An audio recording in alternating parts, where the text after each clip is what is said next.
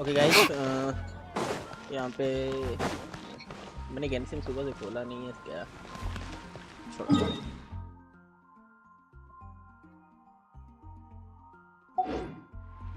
हम लोग यहाँ पे न्यू करने वाले हैं स्टार्टिंग।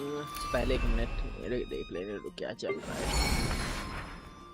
Select reward.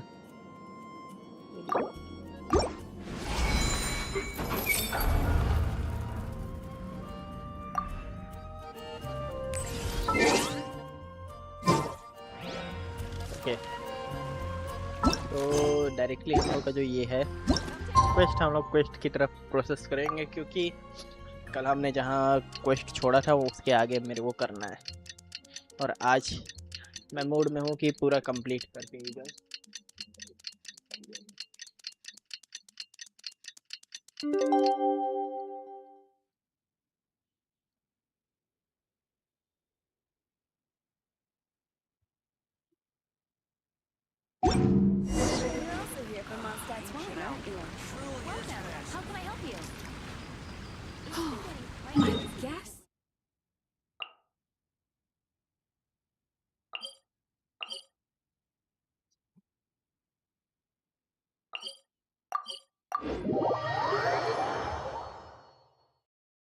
सर्दी लग गया है भाई, क्या किया जाए। Take a break.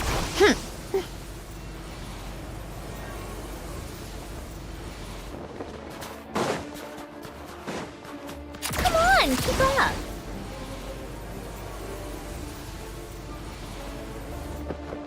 Yeah.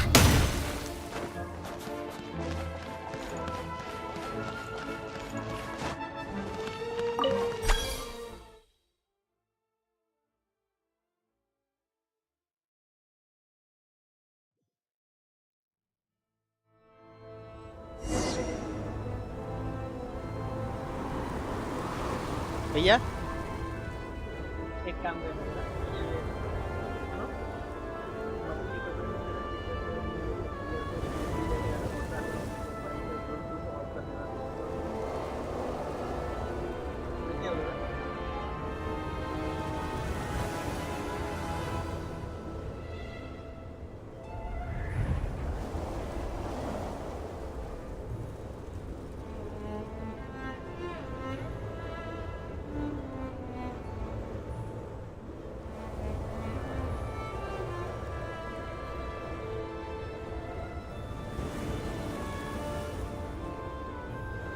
तो जब तक मेरे पास ईयरफोन आता है तब तक के लिए हम लोग जरा रिकैप कर लेते हैं कल क्या हुआ।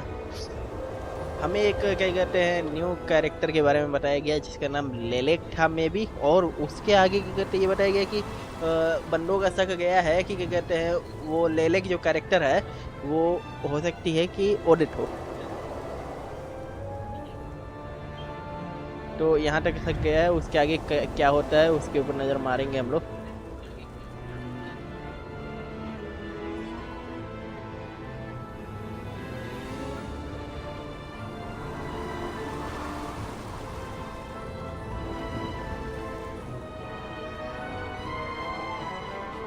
मम्मी में से वीडियो रखी हो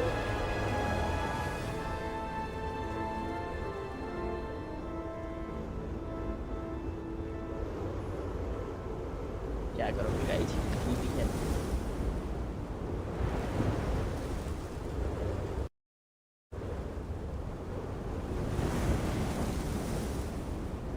okay And Case!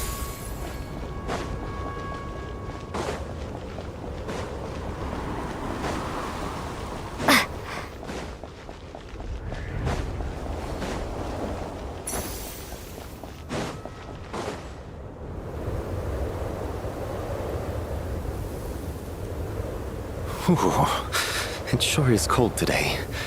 I wonder how much heavier the snow's gonna get. Here to see Odette? I just need to see your tickets for the preview. Perfect. Thank you. I'll hold on to your tickets.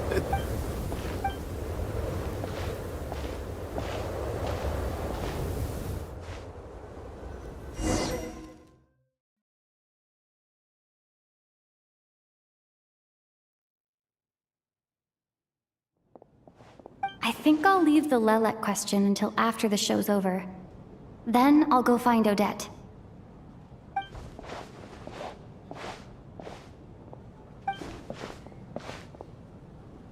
Child said he was originally going to come with Tonya, so I'm guessing Tonya's already here somewhere. Is there anyone here who looks like a Tonya? Let's see. It's a small audience. Makes sense for a preview. But wait, I do see some familiar faces. Mr. Chuganov's back again by the looks of it. Oh, and is that Mitya? And that Fatui officer, Valeri. Guess he must be playing cat and mouse with Mitya again. Oh no, it looks like the show's starting, and I still haven't found Tonya. Never mind. I'll just have to...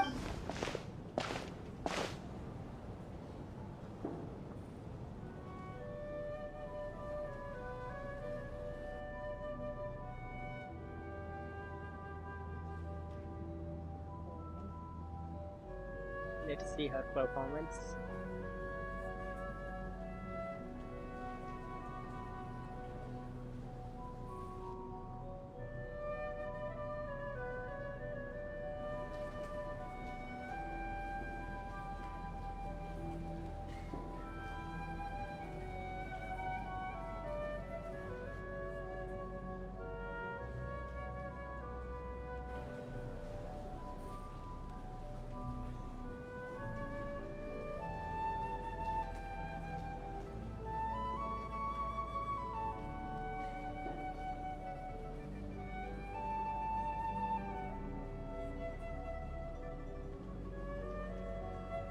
ये क्या हुआ?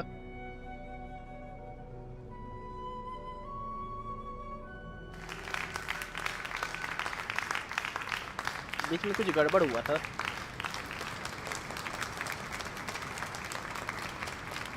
Hello, members of the audience. I'm a staff member here at the theater. Today's performance was a very special one for us, as it marks the first attempt in a long time to revive the classic Snezhnayan ballet, Spirit Seeker. To commemorate this occasion, we would love to take a group photo of the cast, crew, and audience members present today. Could I kindly ask the audience to please come up onto the stage?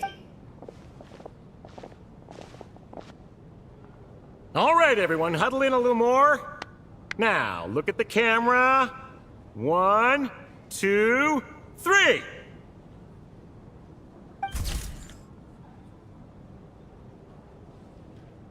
लेयोसा भी यही है। Are you quite satisfied, Mr. Energy Scientist? I rather hope you don't have any other escape plans to add to my workload today. What are you talking about, Sarge? This was simply my way of inviting you to watch Miss Odette's new show with me. And wasn't the performance spectacular? In the future, I heartily encourage you to take a leaf out of my book. Find some soul-nourishing pastimes to enrich your time outside of work. It was indeed a fine performance, but I must correct you on one point. This is not time outside of work. These are working hours. Working hours and non-working hours are just a social construct. Human technology can never advance if we're too rigid in our thinking, Sarge. Already? I mean, I was kinda hoping to soak up the atmosphere for a little longer, but... No? Okay, guess I'm pushing my luck. Didn't seem like too much to ask, but fair enough. Off we go then, Sarge. Back to the land of working hours. Lead the way. That has to be her. She's the only person in the audience around Tonya's age. Excuse me? Are you Tonya? Huh? Your brother's busy today, so I took his ticket. Don't worry about him. He's fine. Oh, okay. What's wrong? No, Maybe she caught a cold on the way here because of the weather?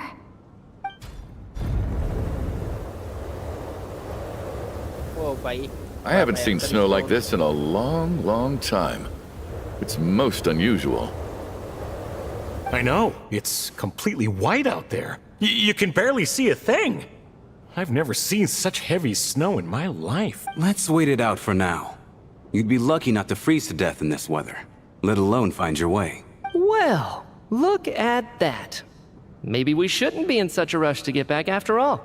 What do you... Let's wait and Why do you need to take it so seriously? Fate has given us this wonderful chance to take a break. We owe it to ourselves to make the most of it. Come to think of it, I know the route well. Shall I head over and borrow a few blankets? That way, anyone in a hurry can wrap up warm for the journey back. Just remember to return them next time you're over this way. Sir, there's really no need to go to all that trouble. Hey, it's no trouble at all. Wait here, I'll be right back. What a kind gentleman. Very good. My wife and daughter are waiting for me at home, so I shall be heading back as soon as I get my blanket. So... Are you expecting us to go back to the Armory Palace wrapped in blankets too? Don't worry about that. I made arrangements in advance. Should I not return to the Armory Palace within 3.5 hours after Operation Showtime begins, an armed squad will be sent to collect us. They will escort us back. You are one of our key military personnel, so any weather-related risks must be eliminated. Operation Showtime? So, wait. Every single time you drag me back to work when I sneak out, it's a whole official operation?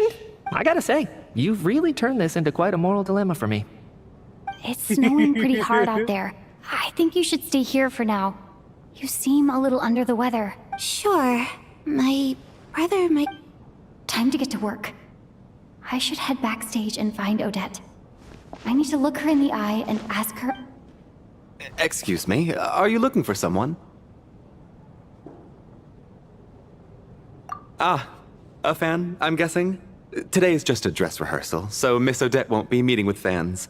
She's taking a well-earned rest right. Sorry, but that area is currently off limits to everyone except the cast and crew. Huh. Bad timing, I guess. Well, I might have... What happened to the gentleman who went to fetch the blankets? How has he still not returned? I was thinking the same thing. It's still snowing very hard. Do you think something might have happened to him? Whatever the reason for his delay, I must say I hate nothing more than people who make empty promises and fail to deliver. Well, I have to treat my employees like that on occasion, but that's different.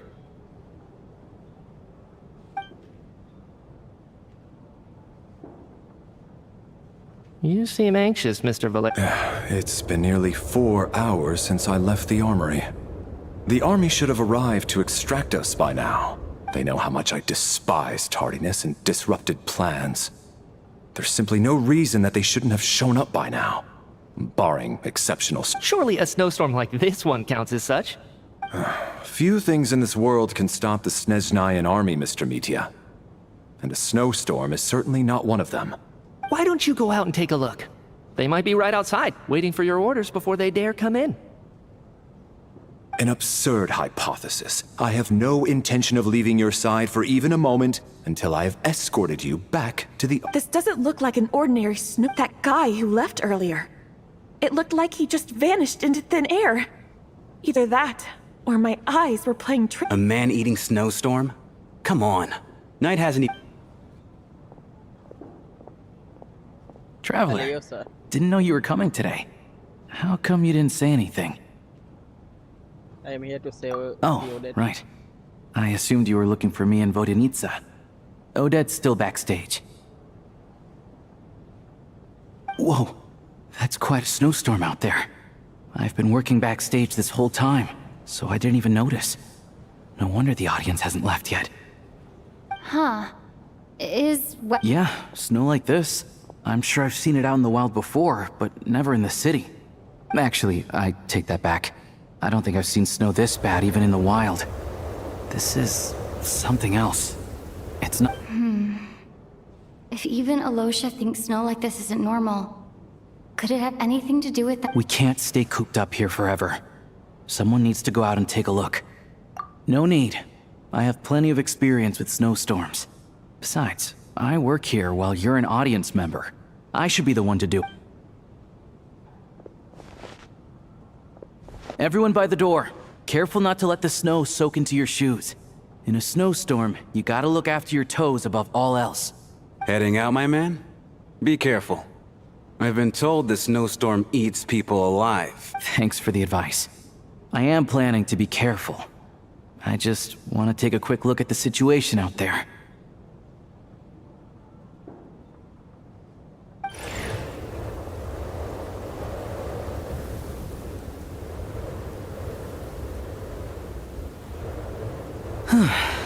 He's back! He's back! How was... Did you see any soldiers patrolling the area? Something about this storm isn't right. There's no one out there. I didn't see a single soul. And something in the air gives me the creeps. This isn't your average snowstorm. I suspect it might be related to recent events in our nation. I strongly advise everyone to stay here until the snow dies down. Are you serious? So all of us are trapped here now? That sounds a little... You want to go outside and see? I, for one, am not risking my neck in that weather. This just turned from a minor delay into a major hassle. We can only hope that our friend who went to fetch the blankets just ditched us and went home. Is it really that bad? But my daughter, I won't be able to read her a bedtime story tonight. Huh? What are you all still doing here?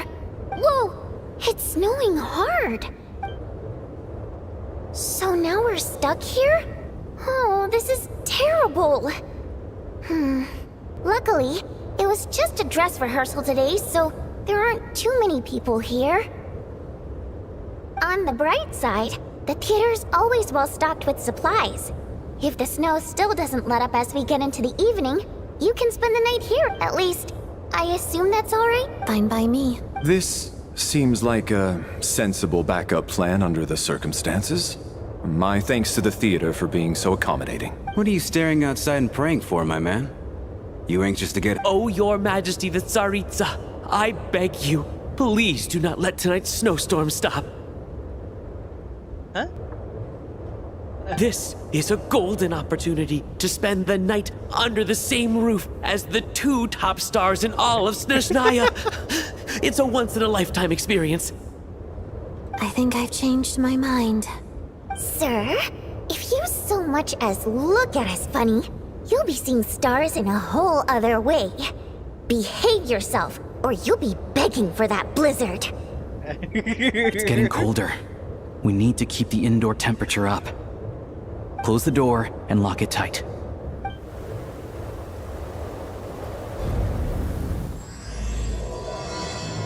Panggam lu.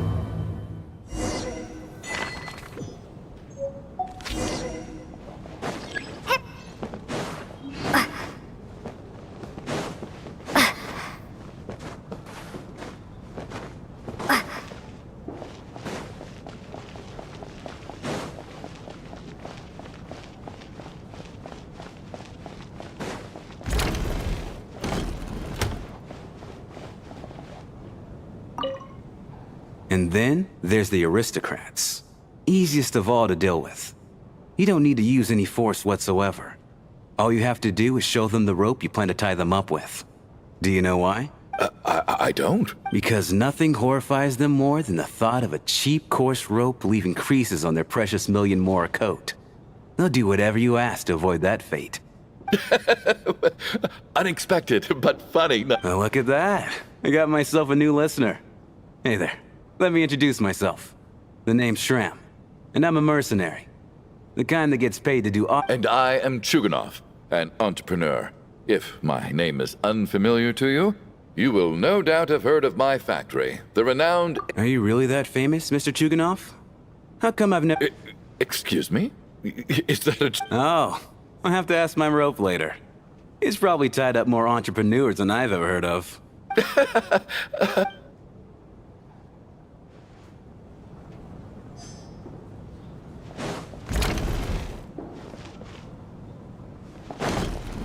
My husband has major trust issues. To him, I doubt even this snowstorm is a good enough excuse for me to stay out of— That's the price of marrying into wealth. You'll get used to it. I'm not about to stop you if you want to leave. But don't drag me along. Hello?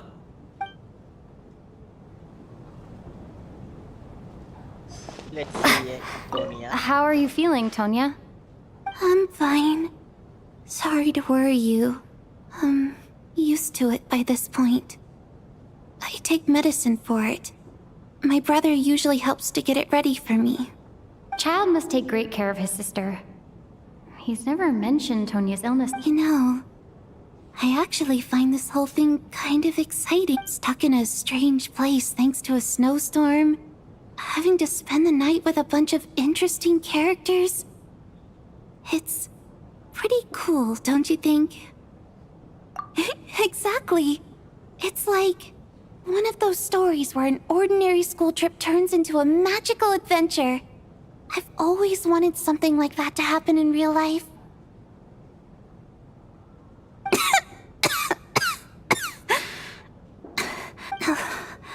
I'm fine, real. Look after yourself.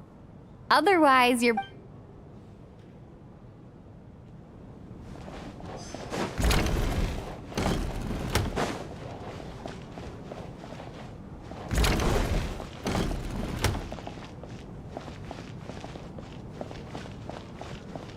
This is highly irregular.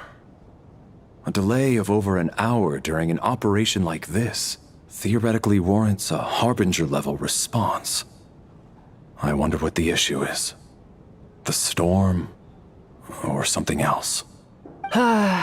Sarge, the day you learn to let go and just enjoy moments like this is the day you'll finally understand the meaning of life. Why, hello, ma'am.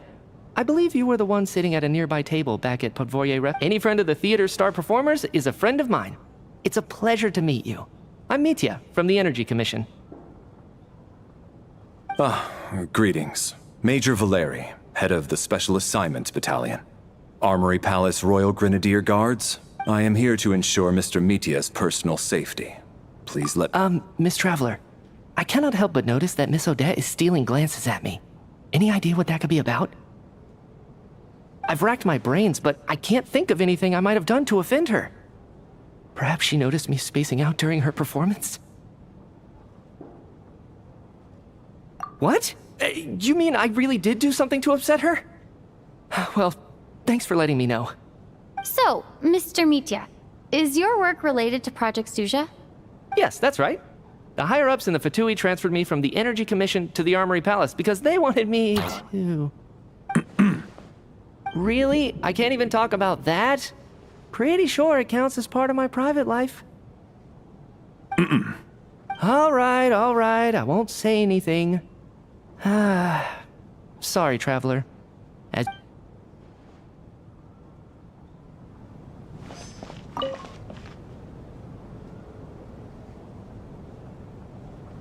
I don't think it's ever been this lively backstage before. I didn't know you were coming today. Hey, have you seen Chuganov? I heard he was coming today. Have you spoken to him at all? I'm with you. This could be just the chance we need. Yeah, I gotta figure out a way to coax some more intel out of him. I want to know why he suddenly changed his stance on Project Stuja.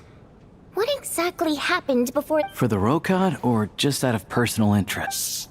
There are other people around. Don't say the R word.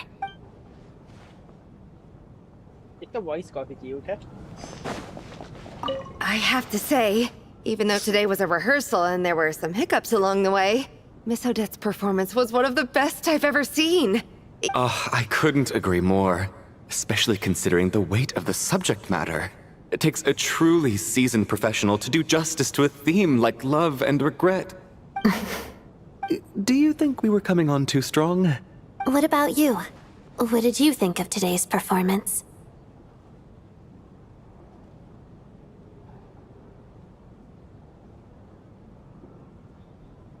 Huh. That's actually a more insightful critique than I was expecting. My mother would agree. She's always thought that was my biggest flaw. Maybe I need to work on making my facial expressions appear more natural. I'll make sure to save a ticket for you when the show's performance ready. This doesn't seem like the time or place to bring up the subject of Lelek. I need a chance to speak with her in private. So unfair. Talk about double standards. And now it looks like I've been spotted. You know Mitya too? No, I don't. I just have a feeling that he might be dangerous.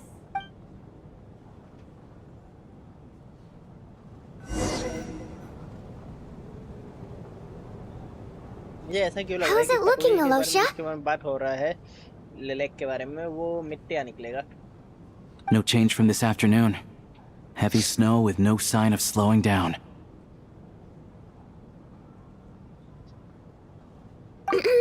May I have your attention, please?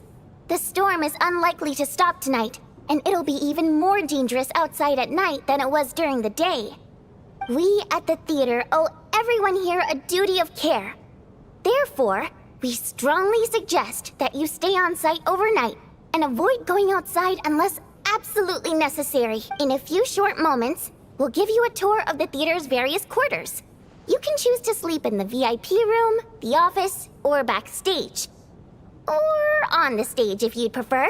We won't mind. I'll pass on sleeping on the stage. What if the snow is stopped by tomorrow morning? The early birds in the audience might think we're part of some experimental new show. A drama about sleeping? That could be fun. Maybe we could come up with a title for the production. What? Gotta admit, I didn't get that one. Anyone who doesn't wish to sleep on the stage, please follow me. I'll show you to the... I guess I'll call it a night. Though, I feel like I won't sleep very well without Paimon here.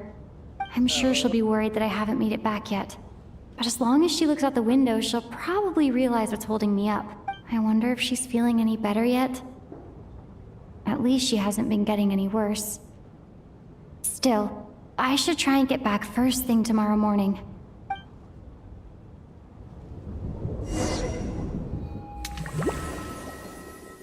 Some reaction. I'm just waiting कि ये क्या होगा. Finally! Welcome back to the world of the living, lazy bones. I was about to wake you. The black mist is almost on us.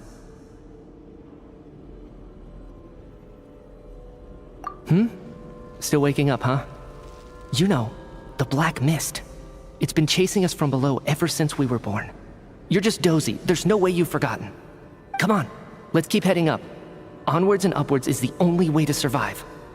Don't listen to a word those black mist cultists say. Here we go again. What's going on? That black mist down there is creeping me out. And it's rising. Guess I should head upwards and get away.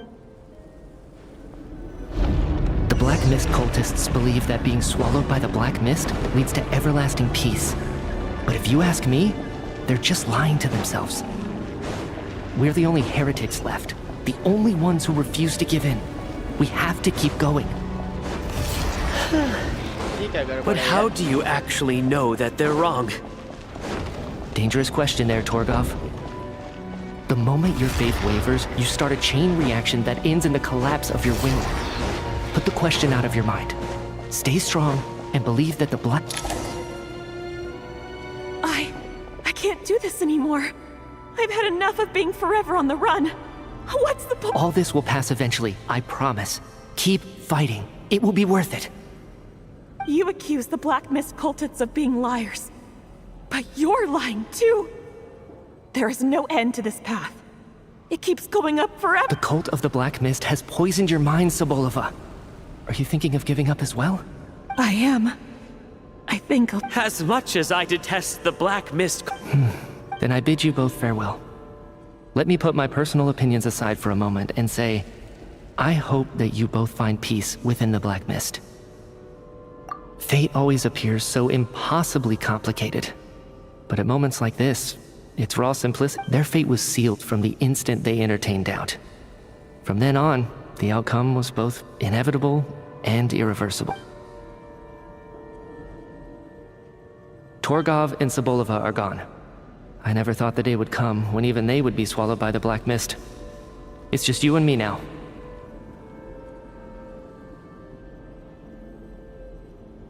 Yes, it looks like it's satisfied. For now. This happens from time to time. But it won't be long before the Black Mist starts chasing survivors once again. No one knows how to stop its advance for good. Well, we should make the most of the precious moments of rest that those two bought from... Huh? Are you...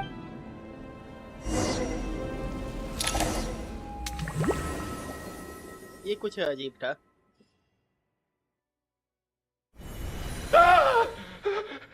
What is it, Chuganov? Is it morning already? Sounds like it's coming from next door.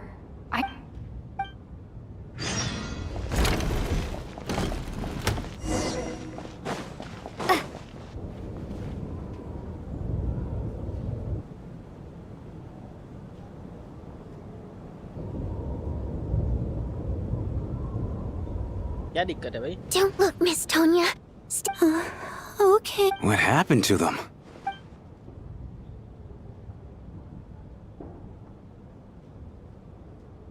They got devoured by the black meat.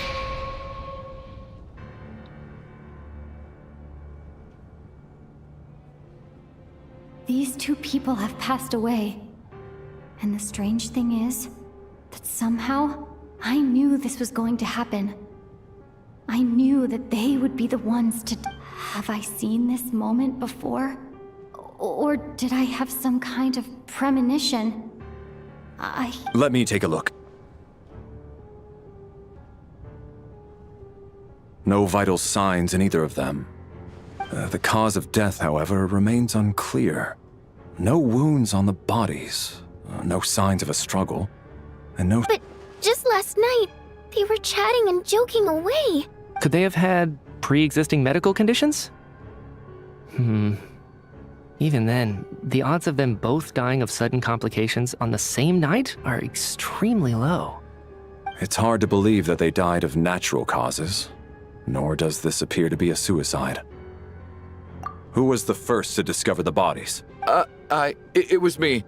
But these deaths have nothing to do with me, officer. I got up early because I wanted to see if the snow had stopped.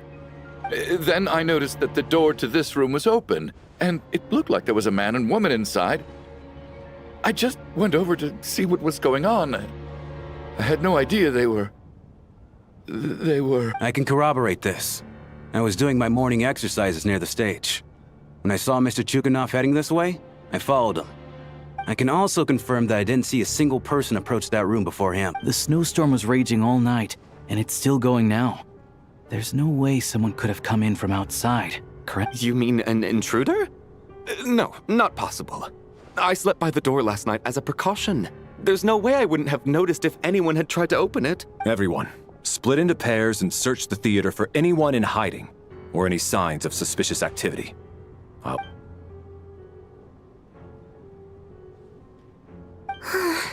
Nothing on your... Backstage is clear. No signs of... We checked the basement. Also clear. I don't think there's anywhere here that a living person could hide. Are we certain that the theater doesn't have a back door? Or any tunnel or passageway wide enough for a person to fit through? No, there's nothing like that. If people were sneaking in through some secret tunnel to avoid buying a ticket, we'd have sealed it off ages ago. I also checked the windows. All of them are locked from the inside, and there's no sign of anyone entering or leaving. It sounds like we can safely rule out the intruder theory. If anyone came in during the night in this weather, there'd be no way for them to avoid leaving footprints or water stains. This can only mean one thing. It's like one of those murder mysteries you see in novels and plays, isn't it? The ones where the... We can't quite jump to that conclusion just yet. Could he be right? It's hard to imagine something like that happening in real life. Set in a theater during a snowstorm, a murder takes place and the killer is among us. It's such a Looking at who the killer targeted, and the clean entry and exit? It all adds up. I know what this is. It's What is? What have you figured? Both victims were wealthy, well-known local merchants. And the door was deliberately left open, so I would discover the bodies and witness the crime scene first thing in the morning. Such ruthless methods. This was... Lelik? You mean Lelik is among us? And he's the killer? Lelik. I know this code name. Member of the Rokot, anti-Project Stuzha. Always works alone. I've read the case files at the Armory Palace. Walk me through your reasoning, Mr. Chuganov. What do you know about... What now, huh? What now, Lelik? What more do you want from me? I already voted against Project Stuzha at the Snezhnaya. You snuck into my house the other day while I was asleep. Left a threatening letter. and I did all that you asked. But Project Stuja cannot be so easily shaken. Not with the rooster in charge. So he really was threatened by Lelek. And now you're resorting to murder to threaten me. Isn't that right? I knew it. The Rokot despises the rich. The lives. Show yourself! Which one of you is Lelek, Tell me! I'll do whatever you want! Just stop! Was this really Lelek's doing? If Odette really is Lelek, this seems out of character. But then again, I'm probably the only one here with a compelling theory about Lelek's true identity. But what should I do? I don't think it's likely that Lelek killed him, at least from the stories I've heard. He's never killed anyone before, and his name has never come up in connection with any murder cases.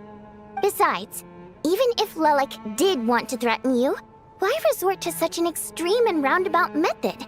It's not his style at all. Vodianitsa doesn't know that Lelek might be Odette, but her assessment is pretty much identical to mine. Miss Vodianitsa, why do you suddenly... Defense? Oh, no, it's just...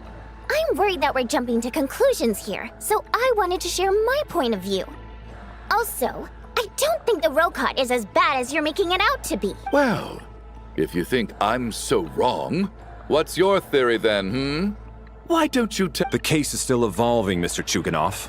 Please do not prevent others from expressing their opinions so early on in the discussion. Even so, there's no denying that the recent threat received by Mr. Chuganov may well be an important clue. So there's still a good chance that Lelek is right here among us.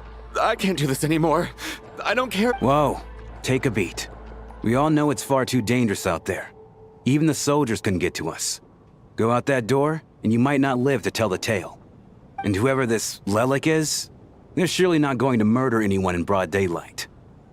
As much as I regret having to say this, I'd like everyone to cooperate. Because as things stand, every one of us is now a suspect. Unless anyone has further information to share, let's adjourn for now. Feel free to keep searching for clues.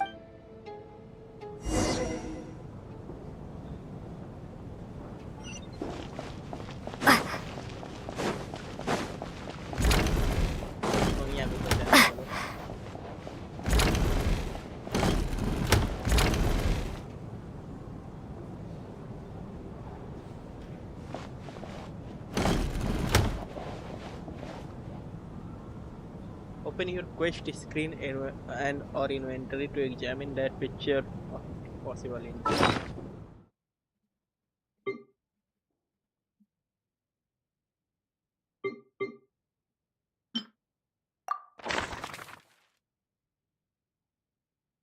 Wait a minute.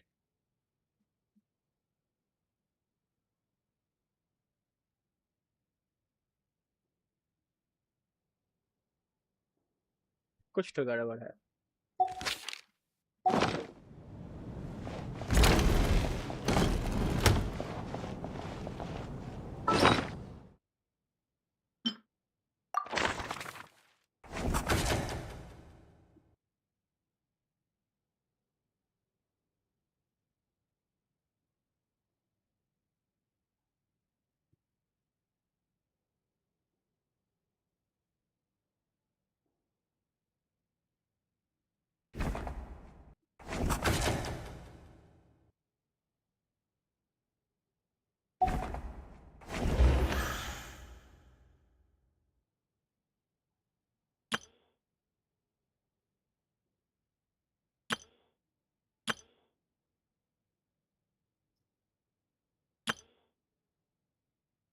Me, the fourth descender, a traveler from beyond the stars.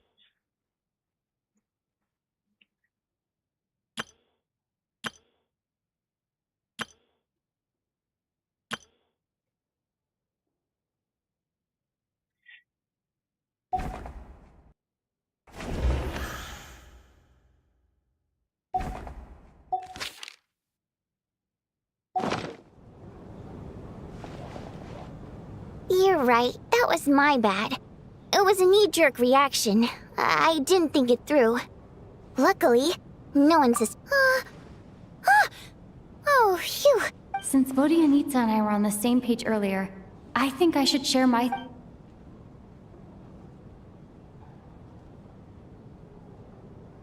Whoa. Are you serious? I don't know if this counts as gossip, but it's definitely Odette. Really? Odette? Oh god, how dumb does this make me look? Lelek has been right under my nose this whole time, and I didn't know— Actually, it's exactly what you'd expect. Sometimes, hiding in plain sight is the best strategy.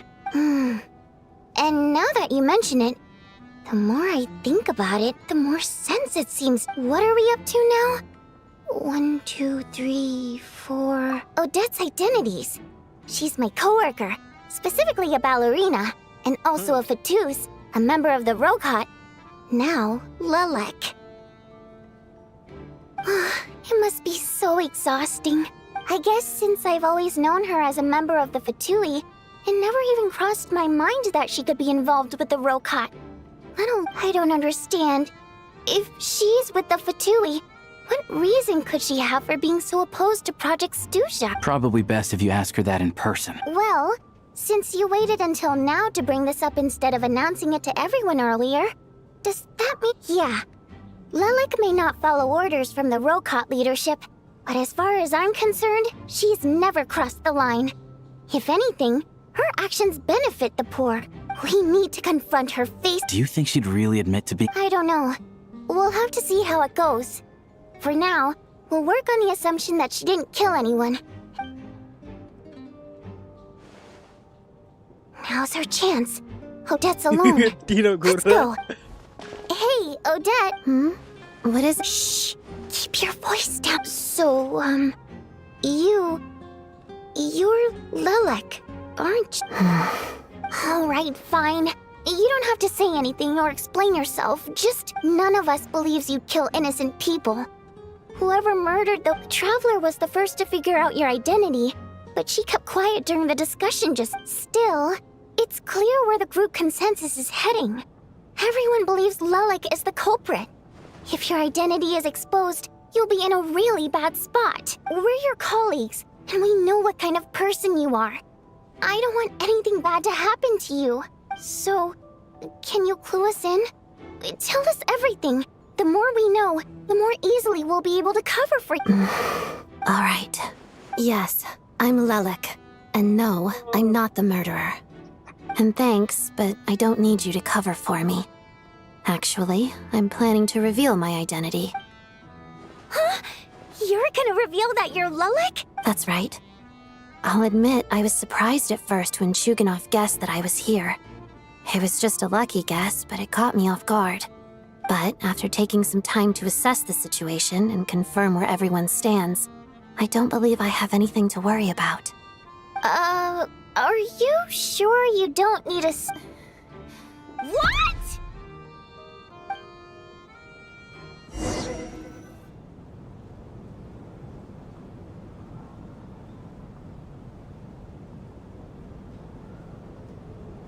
So... I don't know what game you're playing, but you've got a lot of nerve.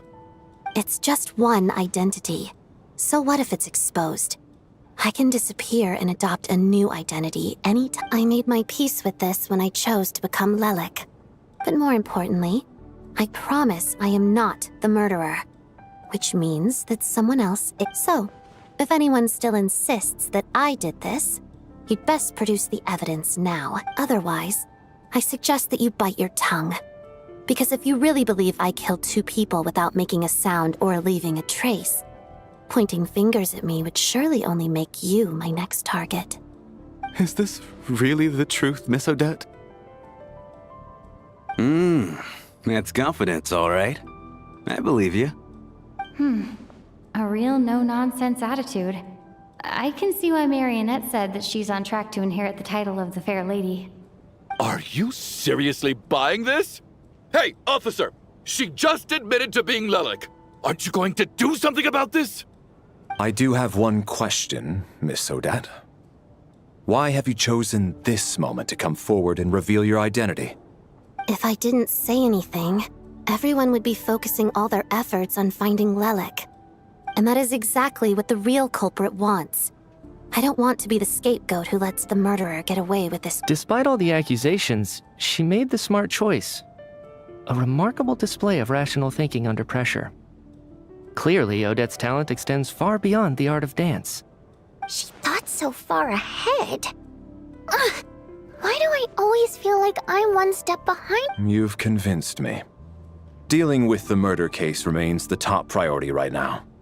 Let's put the name Lelik and all related incidents aside until... Nevertheless, the group still considers you the prime suspect. I assume you have no quarrel with that, Miss Odette. I understand. You're welcome to keep an eye on me around the clock. Mr. Chuganov? For my wife and daughter's sake, I'll let you off the hook for now. But don't think you're forgiven for breaking into my house and threatening me. Just wait till we get out of here, Lelik. We'll settle the score then.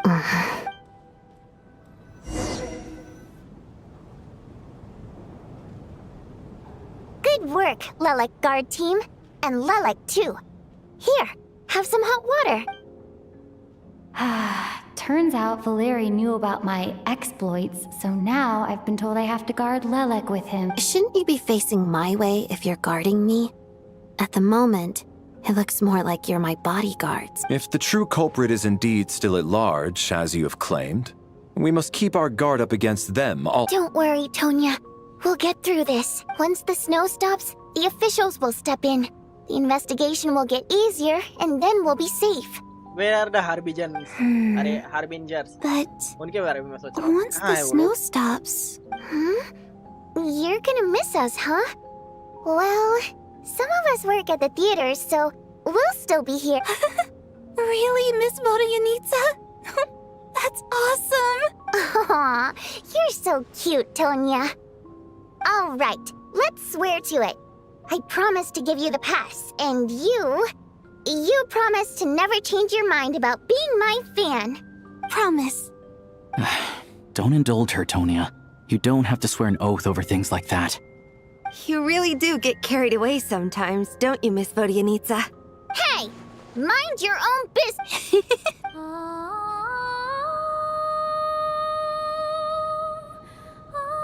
Don't be nervous, Miss Water Imp. Everyone's here. There's nothing to be afraid of. Excuse me? Do I look nervous? No. You sound nervous, lass. Oh. Wait, but how... Okay, plenty of people know that I'm a water imp, but still... How come you understand our primary mode of expression? Primary mode of expression. I've not come across that concept before. Do enlighten me, Vodyanitsa. Well, it's just... We water imps tend to communicate our emotions to each other by singing, rather than facial expressions. The emotions we convey through song take precedence over our facial expressions. So, we think of it as our primary mode of expression. I'm impressed, Shram. I didn't take you for a man of culture, but you're clearly rather learned. It's not about being cultured or not.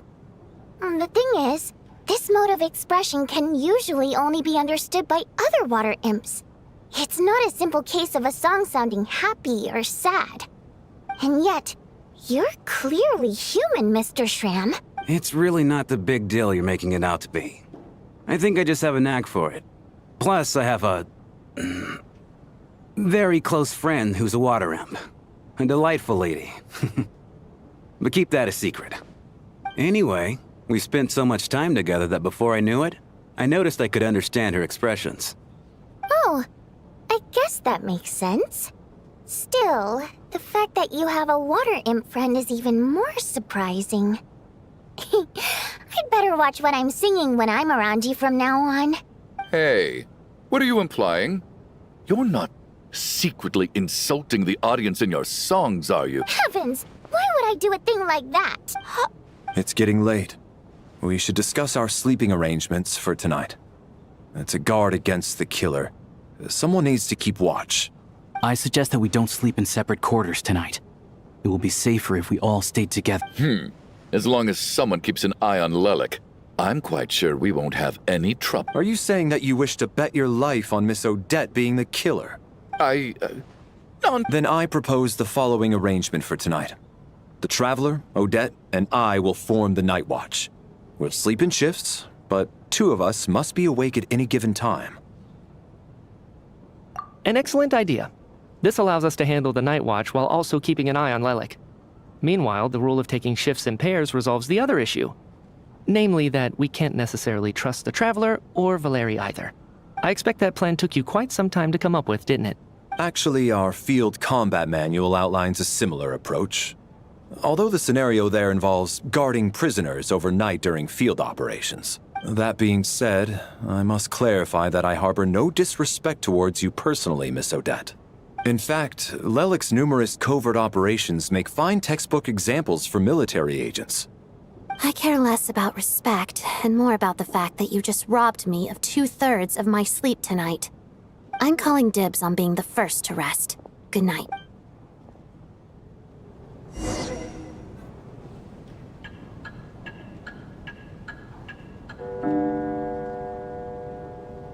It's almost time. We should wake Odette. How are you faring? Oh, not going to argue with that. I'll take a quick nap, if you... It's finally time for Odette and I to share the night watch. I should wake her up. I came here to get information from her in the first place. Maybe I should think about what questions I want to ask before she wakes up. How long are you gonna keep staring at me? Couldn't sleep. My mind's been plus. There's something I've been meaning to talk to you about. I had a hunch that you wanted a conversation too. Let's take this chance to... I just had a simple question for you, really. It's Rosaline. In her final moments, did she have any last words or anything? I see. Well, no. She was utterly ruthless in pursuing her goals. That kind of person should be hard to miss. And yet, even though I never approved of her methods, and she was an abrasive person, the fact remains that I am indebted to her. Oh, she told you. I guess that makes sense. I think she and Rosaline were on pretty good terms. Yes. Rosaline wasn't the kind to gossip about this sort of thing. Not that it's any huge secret to me. When I was a child, I had to join the Fatui for the sake of my mother and me. I trained under Rosaline. It was extremely grueling. And it didn't exactly come naturally to me. All I could do was try to ignore the biting cold and practice. I was a newcomer who'd managed to make a good first impression on a harbinger. There was pressure to live up to her expectations. Every day was a struggle against the cold, pain, and fatigue. And most nights, I struggled to fall asleep. After enduring all that, I've become almost immune to the sensation of pain. I suppose that was the cost of survival. Surely, any child who had to experience that would grow to hate her lot in life, don't you think? So, I put an equal amount of effort into my ballet. Because in my young mind, that was the only way to defy my fate. It was my way of telling her, the Fatui's demands and your expectations of me are not what I wish for. One day, I think she probably blamed my poor performance in training on my passion for ballet. She knew my heart wasn't in it. One time, when I was secretly practicing a dance at night, she suddenly showed up. I told her, "You don't deserve to watch the dance I learned from my mother." She looked stunned. I guess she was surprised that I lashed out first, before she had the chance. But strangely enough, on that occasion, she wasn't fierce with me like she was during training. Instead, she fell silent for a moment, and then left. After that, She never interfered with my dancing or asked me how it was going. She never came to watch me dance again either. Not even once. She was. But even now, whenever I take out this core Ignis, I can't help but think of that night. Of the look on her face. Sort of. Although gift might be too kind a term. This is her flame sealed within ice. A symbol of her favor, yes, but also her way of keeping an eye on people. She knew the location of every piece of core Ignis. If any recipient started acting suspiciously, she'd be on to them immediately. Trust her to make even a mark of approval feel so. When news of Rosaline's death reached Snezhnaya, many people immediately crushed their core Ignis. It gave them a profound sense of relief, like they'd broken free from her shackles. But I kept mine. With my sensitivity to pain being as dull as it is, the warmth from this core Ignis is one of the few things I can still feel clearly. I still wonder, did she really come to stop me that night? I wasn't sure, but I was scared. So I guess she didn't leave anything behind. Not that I expected her to. It's fine. It's just a bit of a shame that we couldn't settle our differences before the end. She did. Are you sure she was talking about this event?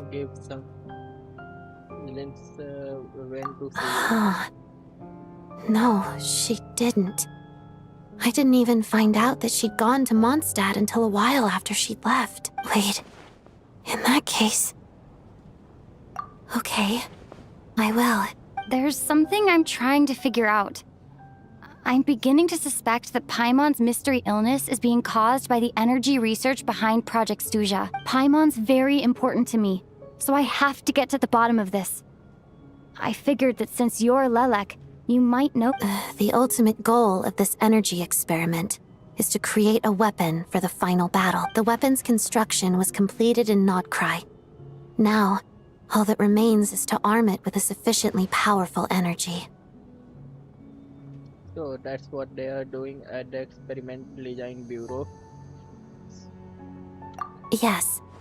The weapon's development and all the related experiments are overseen by Lord Piero, the Jester.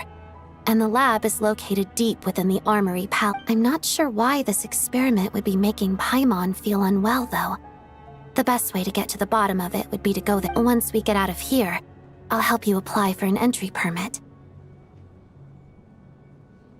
And I'm hardly the organization's proudest member, as you know. You answered my question about Rosaline. I want to do you a favor in return. Huh? What's wrong? Are you not feeling? You two seem to be hitting it off.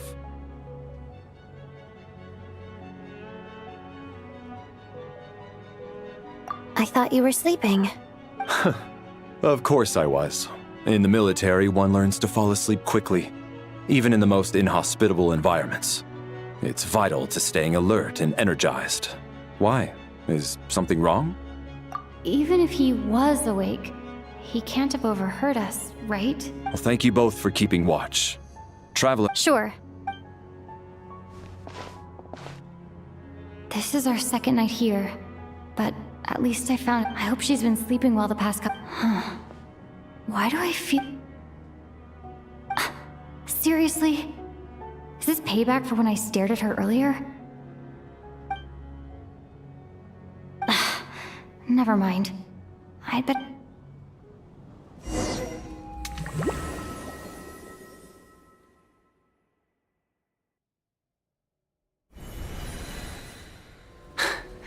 Hey, what are you spacing out for? Are you reaching your limit too? How long have we been walking for? Time's lost all meaning. A star key? Or key star? Anyway, the person who named it was swallowed by the black mist. Whatever it's called, ever since we noticed it, we've been walking up and up, but it seems like no matter how... Well, we've come this far. You never know.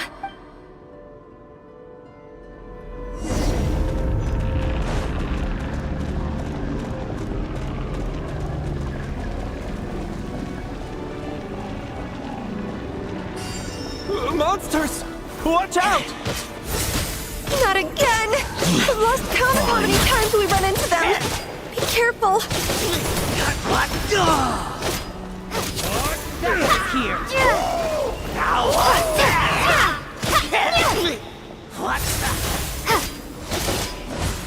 Hey, tough guy.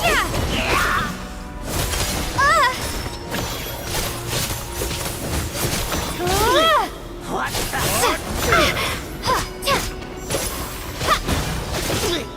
What the? Shut up! Run faster. Condense!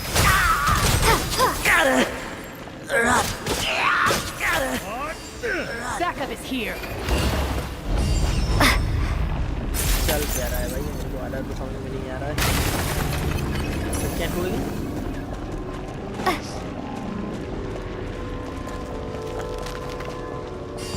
Here they come again!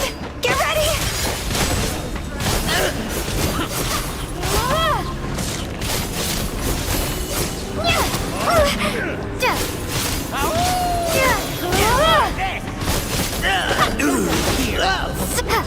Encase!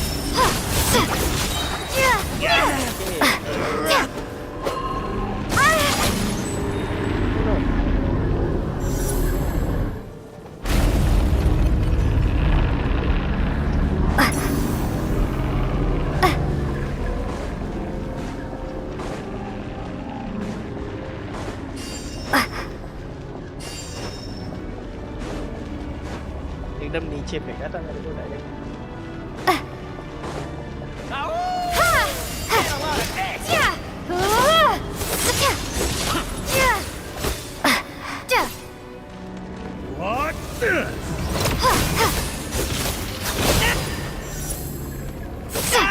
What the?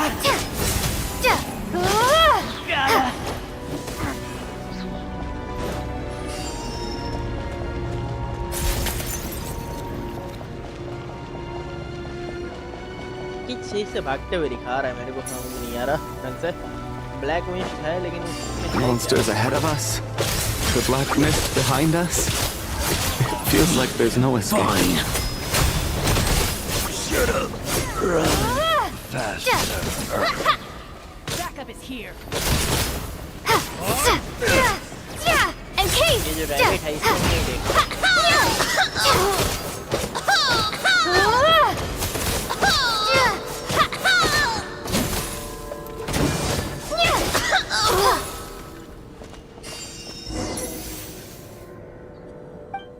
Are you hurt, Coolish? No.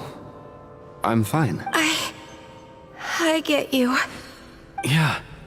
The hope that the star gives us is the only... Otherwise, why would it always be out of reach?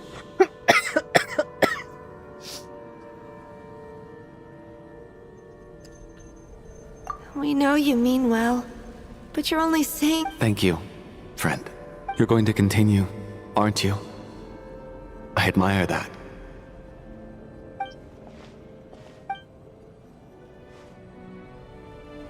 It's not an illusion.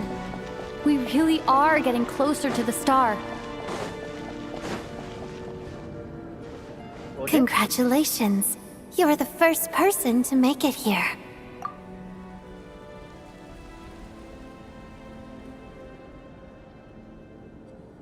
I'm the star's envoy. The black mist has stopped rising. Its hunger is satisfied for now. Having devoured your two companions, this is a good opportunity. I'll let you get some rest before we continue. What do you mean, leave? The star represents the starting point. It's the waypoint for the beginning. Congratulations on reaching the starting point. Once you are ready, we will head out and walk upwards. I will be right by your side the whole way. Huh? What's wrong? चल क्या रहा है यार?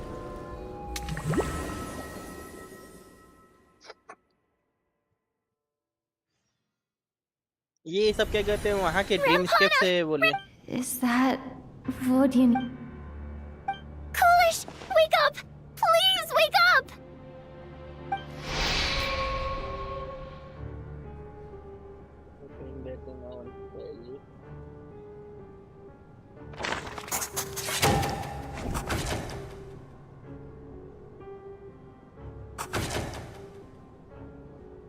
The situation is identical to that of the 2 casualties yesterday. We cannot ascertain the cause of death. At least there are some elements that we can rule out this time. They slept on the stage with everyone else. So I suppose the surrounding environment can't be a relevant variable. Rampana. Weren't some of us keeping watch last night? 3 of us, in fact. How could you not notice something was wrong? I'm as confused as you are. Certainly nothing unusual happened on my watch. Likewise, and from what I've observed so far, both Mr. To be honest, I didn't get a wink of sleep last night. I couldn't help but think I was the target. So I just laid there with my eyes closed. I heard the Traveler and Lelik chatting, but otherwise I don't recall hearing any commotion during the night. Me too. I didn't want to wake everyone up, so I was concentrating hard, trying not to cough. I hardly slept at all. If anything, Then, what could possibly be causing this? Once was bad enough. I can't believe it happened again. I worked closely with Rampana and Coolish for so long. I never imagined that one day they'd... And on the stage of all places... 4 victims in just 2 days. And I need to get to the bottom of this as soon as possible. And above all, keep Tonya safe. I'd never be able to look Child in the eye again otherwise.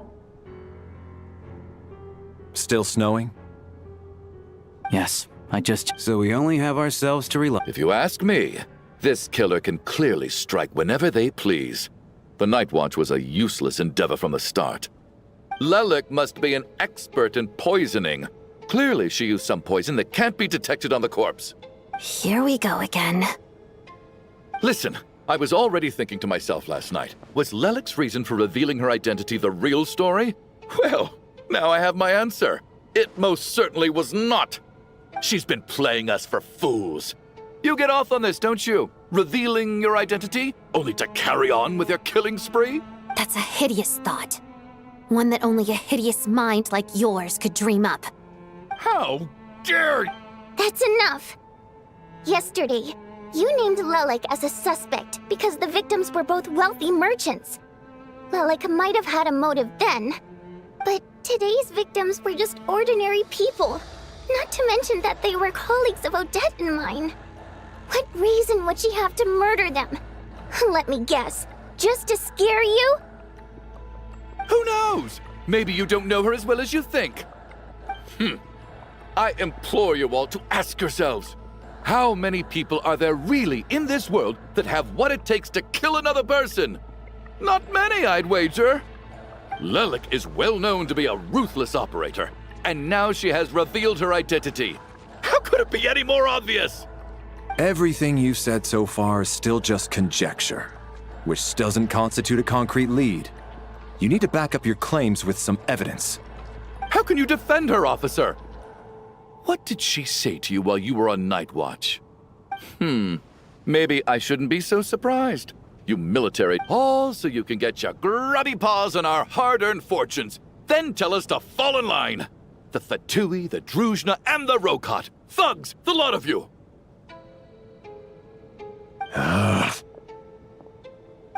Don't you dare!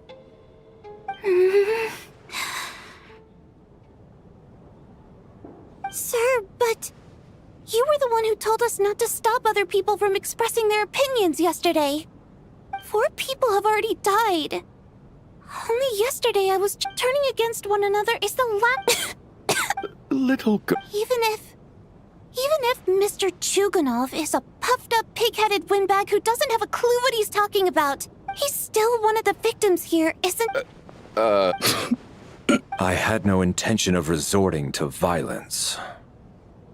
But you're right, Miss Tonya. In any case, I believe Mr. Chuganov has calmed down a little now. We may resume our discussion. I don't think there's any need for that. What is there to discuss? Nothing about this situation is— Did you have an idea, Mitya? You're the brainiac here, right? Come on, clue us in. I've been mulling something over. All the leads we have so far concern things from outside the theater. Miss Odette's alter ego, the threats Mr. Chuganov received. But then there's the 2 double murder crime scenes themselves, which have given us absolutely nothing to go on whatsoever. That's highly unusual. Even with the most careful killers, there's always some evidence left behind. So what are you suggesting? I think this could be a supernatural event. It isn't characteristic of human-on-human homicide at all. Correct me if I'm wrong, but aren't you supposed to be a scientist? That doesn't sound like a conclusion someone like you is supposed to make. I got into scientific research because of my insatiable curiosity. But if the present situation defies all known scientific explanations, I don't mind shifting my curiosity toward the paranormal instead. Now that you mention it, I remember when I first came to the theater. I heard rumors about this place being haunted. Haunted? Yeah, I think I heard the same thing. But I mean, they're only rumors, right? We've worked here for years. Surely we would have noticed any spooky goings-on by now. Well, this has taken an unexpected turn. A haunted theater? If Paimon were here, she'd probably be hiding behind me in fear right now. Why don't we take this opportunity to look for clues again with a more open mind? Maybe a different perspective will help us see something different. Very well. Whether it's criminals or ghosts we're looking for, the same rules apply. Everyone needs...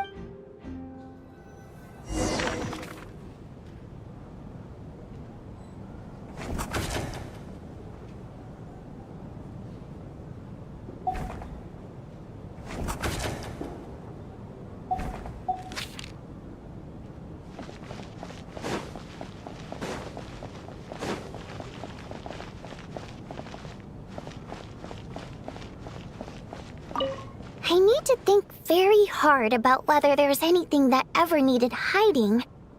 After all these years, there...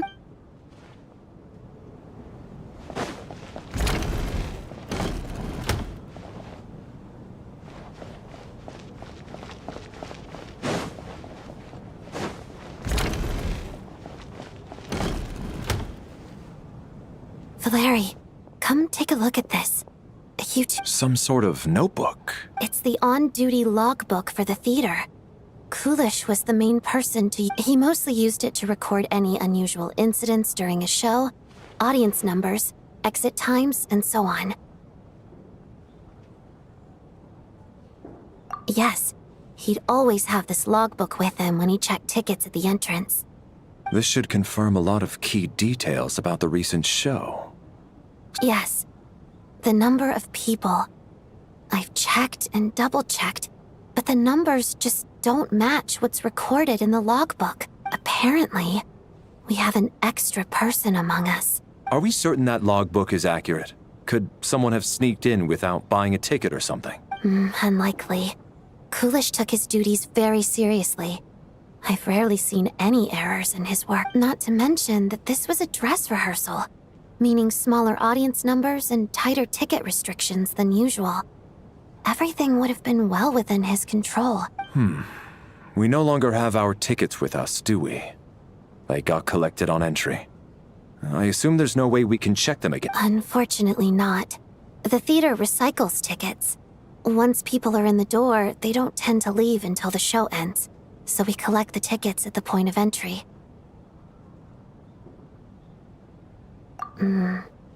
Still, I'm inclined to believe that this discrepancy in the head count is significant. Did an extra person just materialize out of thin...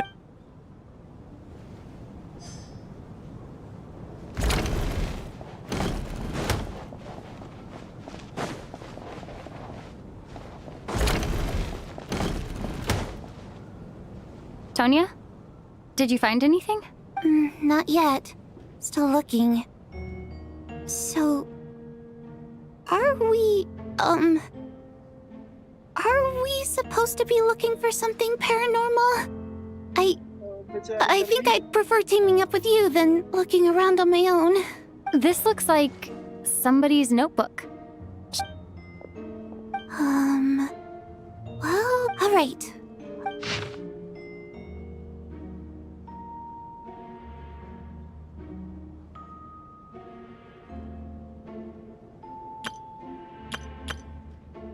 Huh. This has to be... Maybe it's a little rude for us to peek at this. I feel like I just read... It sounds like she's writing this for her parents, right? Because her water imp parents belonged to the aristocracy, who were driven out of Snezhnaya by the Tsaritsa long ago. And now they live somewhere new, where the postman can't get to. It's fine. My fault for not storing it properly. I can't leave things lying around and expect them to get ignored when everyone's scouring the place for clues. Alright, give me my notebook back. I'll take over the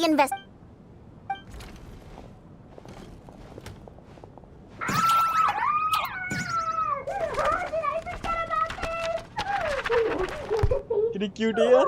God, and this one... oh my... Why am I so embarrassed?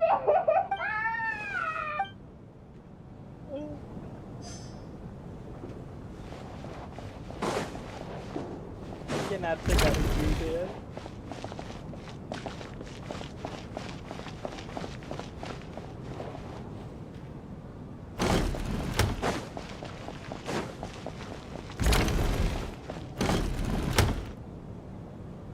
Ah, Traveler. Since you're here, come take a look. Alosha found it. We're both curious to hear your perspective. It appears to be well, an investigation report. And the focus of... An investigation report, huh? Looks quite old. Huh. This person's name looks to be of Sumeru origin to me. Was the investigator from... The theater manager must have hired an investigator once specifically to look into this issue. But presumably, the manager wanted to know if the supposed haunting was dangerous, while also being fearful of word getting out in case it affected the theater's business. Anyway, the bottom line is, the haunting is really real after all. It's caused by an obstruction in the ley lines. Is there any chance this is the key to finally making some progress with the... Ley line problems are pretty unexceptional to me by this point. And while it certainly offers an explanation for the ghost...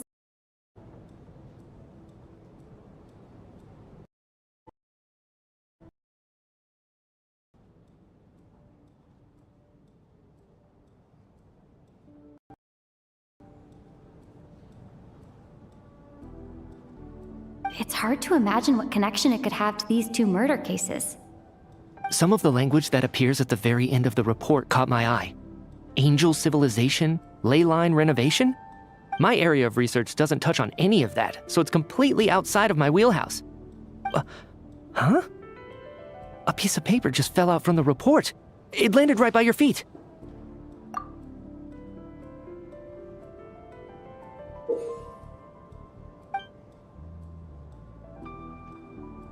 How unnerving. It was tucked inside the... Death is near. Is that supposed to be what's going on here? With us? In the... But if so, how did the author foresee it? Could he predict the future somehow? Maybe things are more complicated than we thought. No, wait a second.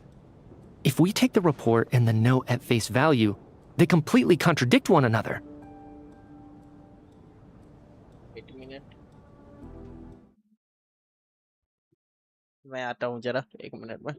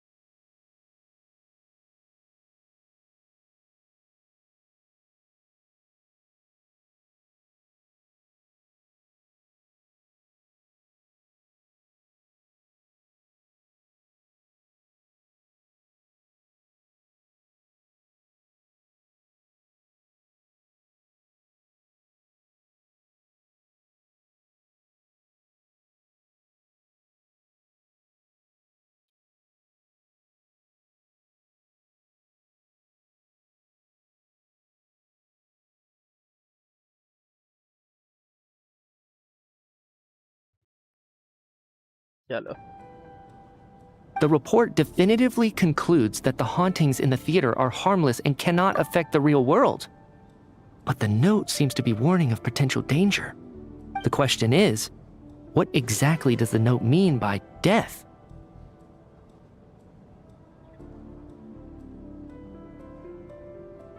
The various ways we could interpret this keyword lead in completely different directions.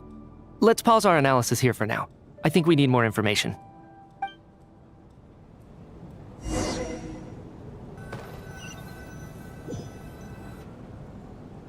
If we take all this together, it's not impossible, is it? If anything, it's the natural Oh, I beg to differ. This sounds to me like a product of a researcher's vivid imagination. And perhaps it's because I'm still viewing this through the lens of a typical murder investigation. But still, I'm struggling to be persuaded by your theory. Does it really sound that far-fetched? Alright, well, let's treat that as speculation for now.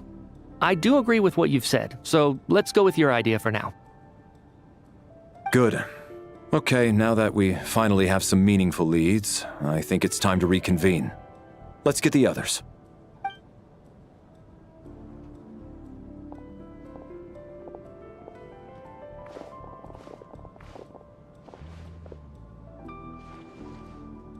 So, that's about everything we've discovered so far. I'll share my theory first. Based on what we've learned from the logbook, I believe the extra person among us is most likely the killer. If the killer had simply bought a ticket, it would have greatly increased the risk of their identity being exposed. I expect he or she either hid in the theater ahead of time, or found a way to slip past the ticket inspection. They then blended in with the group and waited for an opportunity to strike. What about the note found in the investigation report? Any thoughts on how that fits in? The killer may have simply planted it there as some sort of sick joke. I've seen my fair share of psychopathic killers. They love playing cryptic mind games. So, it has nothing to do with the haunting of the theater after all. This theory makes sense to me. If we have an audience member unaccounted for, chances are they didn't come here to watch the show. Could it really be that simple? So, in other words, all we have to do is find out who got in here without a ticket, and all our problems will... Then let me make one thing clear. All the theater staff should be well aware that I came here for the rehearsal legitimately, yes? There's no way I'm the one who didn't have a ticket. It's true. I hear you used every trick in the book to get a hold of that ticket, too. Everything short of throwing a temper tantrum and rolling around on the floor at the entrance. I most certainly did not degrade myself in such a way. Probably a stupid question, but I might as well ask. Did anyone here get in without having their ticket checked? Guess it was naive of me to expect them to just admit to it. Especially after the unprompted Lelik reveal. Once was already a miracle. Twice would be unfathomable. Most likely, extra person who entered without a ticket is maybe this person. I don't believe any of us here knew Shram before all this. If no one can verify Shram's identity... Mr. Shram, did you really go through the ticket inspection to get in here? Huh? Me? Why am I being singled out, my friend? Do I seem that suspicious? It's not that you stand out as suspicious, more that everyone else has been ruled out as trustworthy. Okay. Well, we spent the best part of 2 days together now, so I'm sure you can all tell what kind of person I am. I'm a true gentleman. I never dream of doing something like sneaking to the theater without a ticket. Yeah, I have no doubt that you're a good person.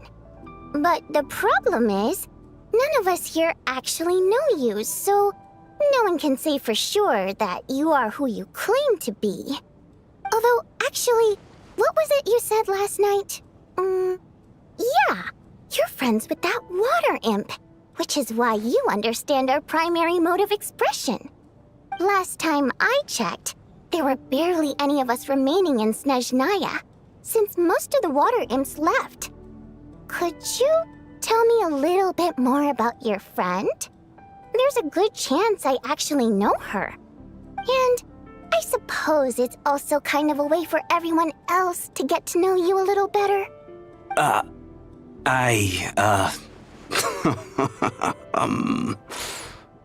Good grief. Are you blushing? Pull yourself together, man. Stop giggling like a teenage boy. It's revolting.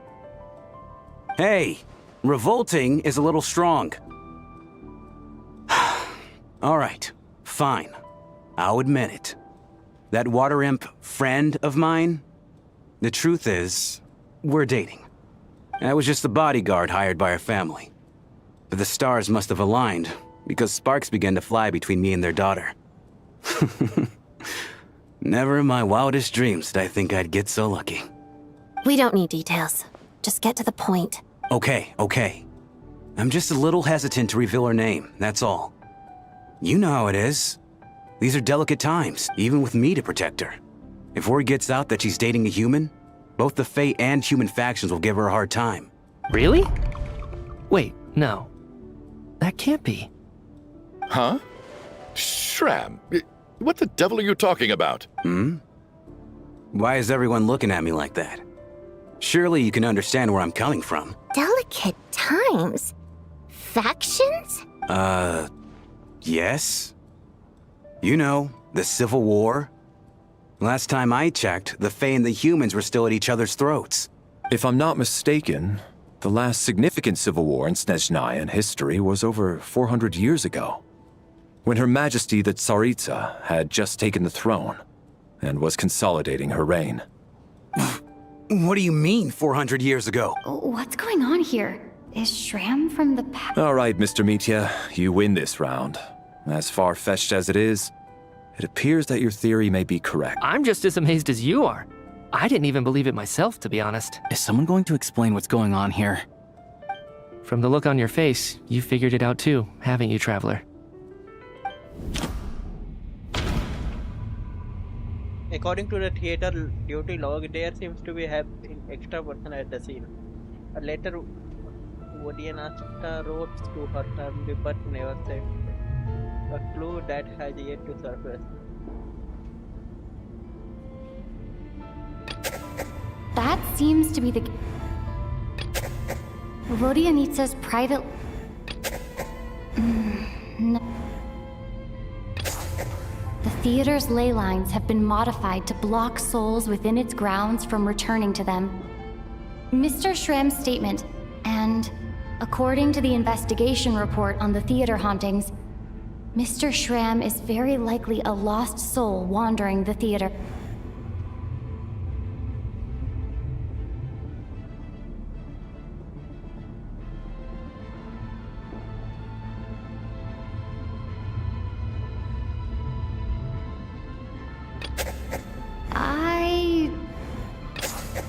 For some unknown reason, yeah. That must be the immediate reason why the ticket count doesn't match the number of people present.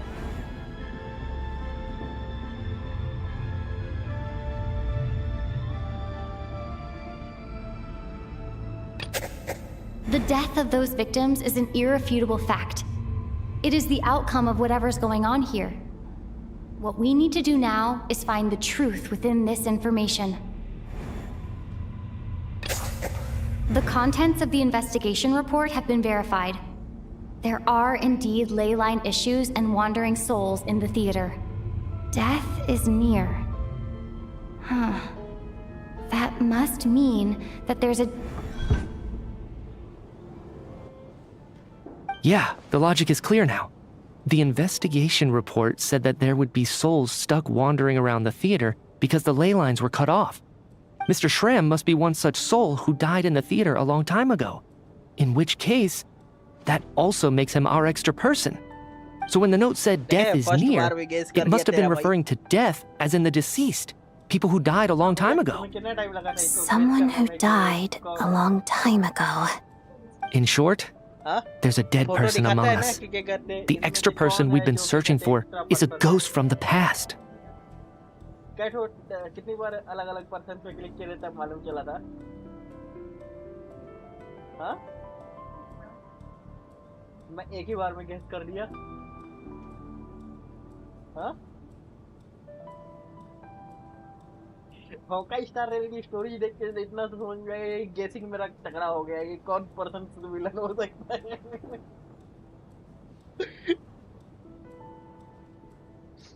You mean I'm a ghost? No, no, no. Don't make jokes like that, my man. There must be some mistake. But even if I was dead, I know for a fact I didn't kill anyone these past 2 nights. Yeah. Even if all that's true, the report also said the souls inside the theater can't affect reality, right? They're harmless. Then what if the problem isn't the souls at all, but the ley lines themselves? The ley lines have a powerful ability to attract and devour souls. Let's say that the ley lines are like a black hole, constantly seeking to engulf souls. But the souls that don't want to return are trying to avoid being sucked in. What happens when the black hole can't achieve its goal? I'm only speculating here, but what if it ended up swallowing innocent souls by mistake, or intentionally taking other souls to compensate? That could explain why we weren't able to determine a cause of death. If you're right, and their souls were devoured by the ley lines, it does make some sense. It does seem to explain a lot of the things we couldn't make sense of. Does that mean it's true? Except there's no concrete evidence. Mitya is relying on a lot of logical leaps. Auto वाला on करेगा। Still, it seems like the best explanation we have under the circumstances. Alright, so how could Shram not know that he's dead? Seems a little unlikely that he hasn't noticed anything unusual even after several days interacting with us. On the contrary, it's perfectly normal for a soul to wander the theater for centuries without questioning their existence or reason for being there. It's simply what's natural for them.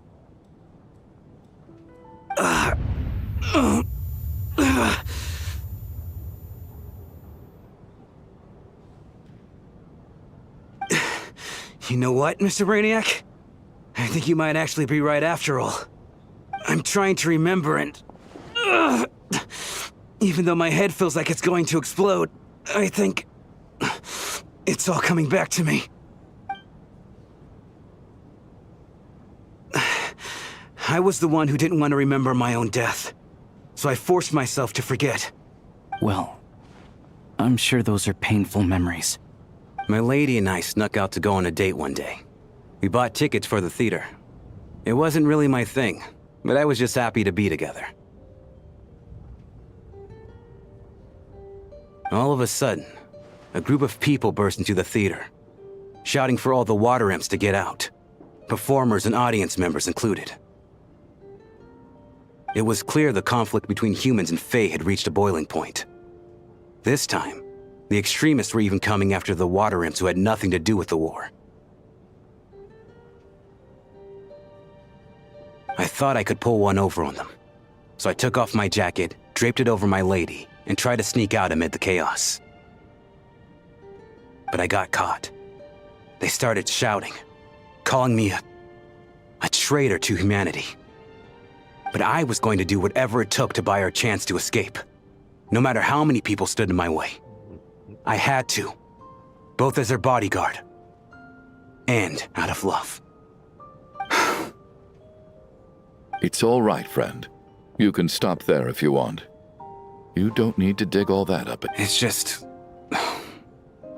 even now, I'm still struggling to... If I'd known I was a dead man walking, I wouldn't have dragged you down with me. If I'm the cause of all this death, then punish... But... No. I refuse to be a burden. I know what I have to do. You said I've been wandering the theater for centuries, right? Hello? I guess it's high time I got a breath of fresh air. Out there, I mean. I'll leave this place and take all this death with me. Go out on my own terms. अच्छा ठीक है देख ले रहा हूँ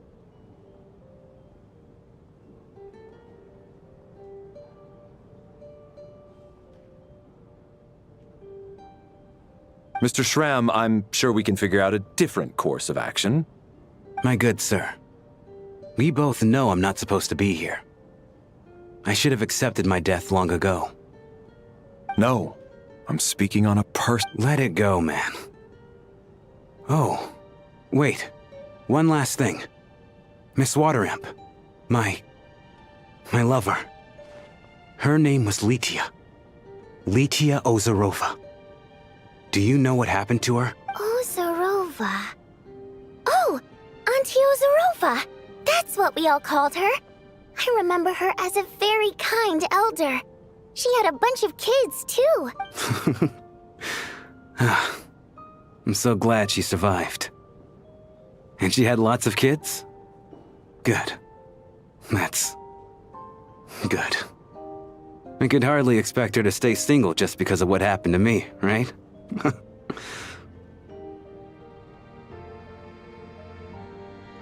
As long as she went on to be happy, that's all that matters. Besides, I'm dead. My soul's been wandering around here for so long because I was worried about her.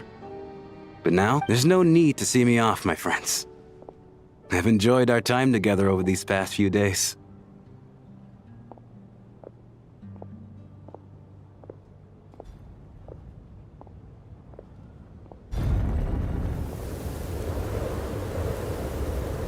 Take care, my man. I know Mr. Schramm was already dead, but... Death is cruel, no matter how we might try to make sense of. So, was the conflict between Fae and humans really that bad back then? I was only little, so I don't remember much. It's terrible to think that so many innocent people had their lives turned upside down. Even the historical records about that time period don't say much about it. All people know is that the Tsaritsa founded the Fatui, drove out most of the Fae aristocracy without explanation, then used her terrifying power to suppress the humans. It seems to me like the Tsaritsa chose to make herself the enemy. She downplayed the conflict, directing whatever animosity both sides had for each other at herself instead. That's also why, despite how brutal the conflict was at the time, there hasn't been much lingering tension between humans and Fae since. Things have been fairly harmonious for the past few centuries. So, the Tsaritsa banished the Fae to protect the Fae living in the city? She offered herself up to be hated in exchange for peace. Maybe it's not quite as bad as it sounds. I don't think Her Majesty is too concerned if mortals hate her or not. And besides, there are very few who truly do.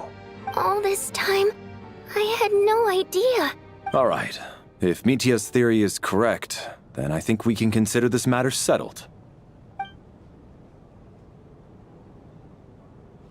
Ugh, if only this blasted storm wasn't still raging on.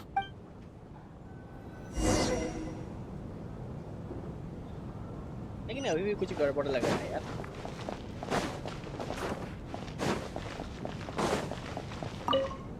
Well, the information he revealed, it's given me a lot.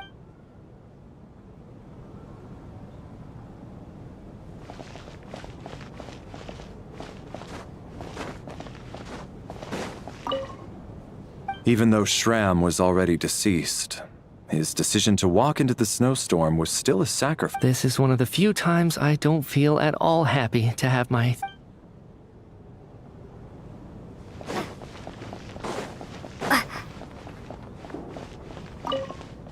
I was actually planning on hiring him as my bodyguard after we got out of here, you know. Oh.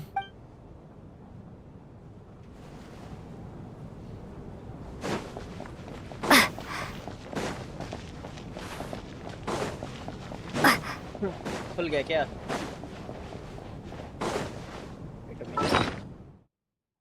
Inventory check करो.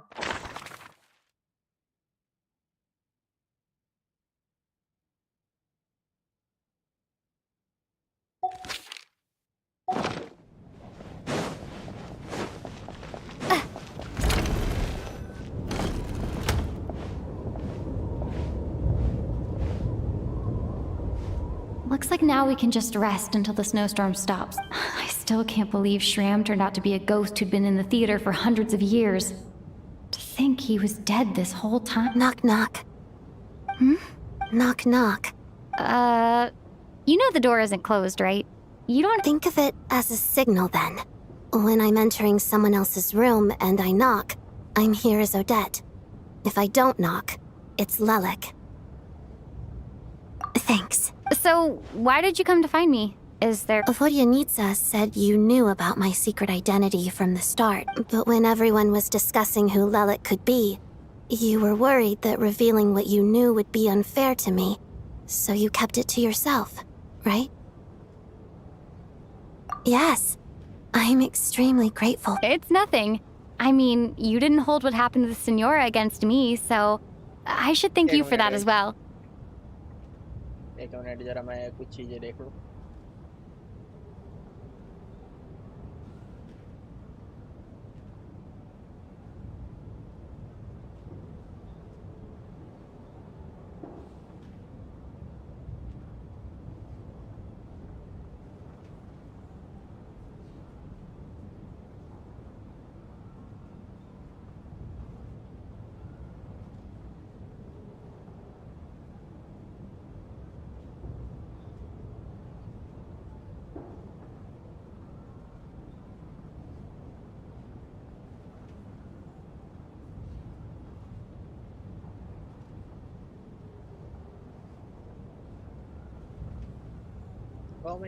Actually, there's something else as well. I found myself in a situation similar to the one you were in when you helped conceal my identity. So I thought I'd come and ask you for advice. It's about Mitya.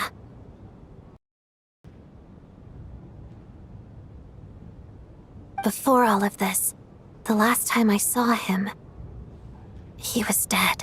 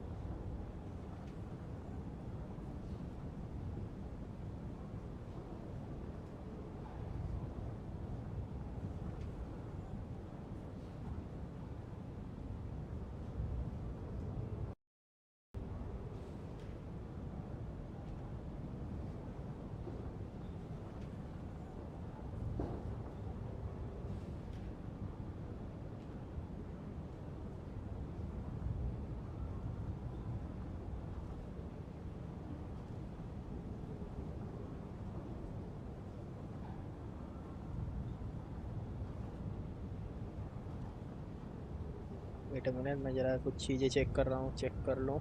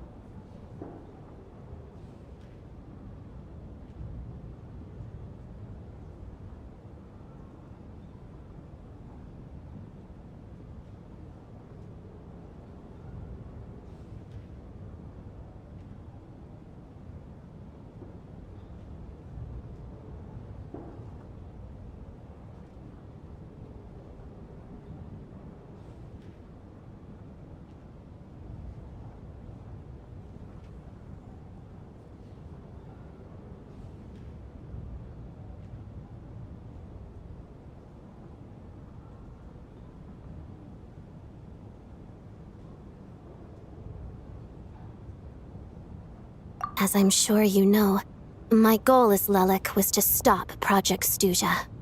Hello.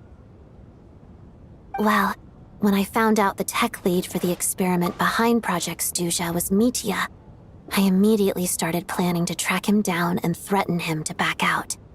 I often saw him around the theater, but I soon concluded that making my move there would risk exposing my identity. So I decided to infiltrate the Armory Palace and go directly to his lab. That way, the threat would be much more effective. That must be basically the most classified place in the Snezhnaya.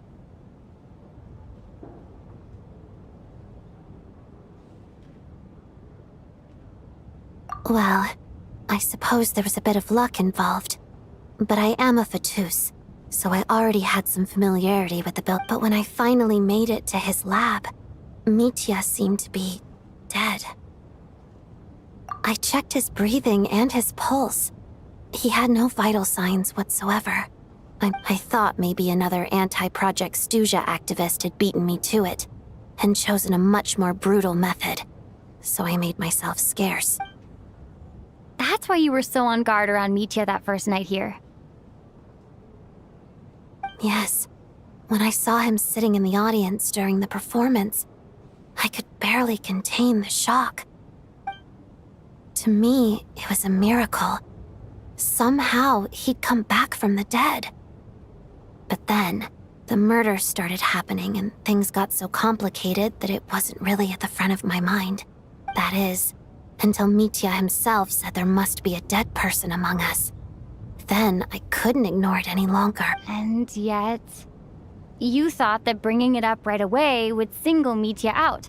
Just like when everyone was suspecting Lelek. Exactly. I thought there could be something I was missing. Besides, we soon figured out that Mr. Shram was a ghost. And we knew there was only one extra person. So we... But now it seems like there's another... I understand why you kept it to yourself. There was so much information being thrown around during that discussion. Bringing up Mitya would have just introduced more confusion. So, what do you think we should... Let me confirm one thing first. When was it that you found Mitya? Around a week ago.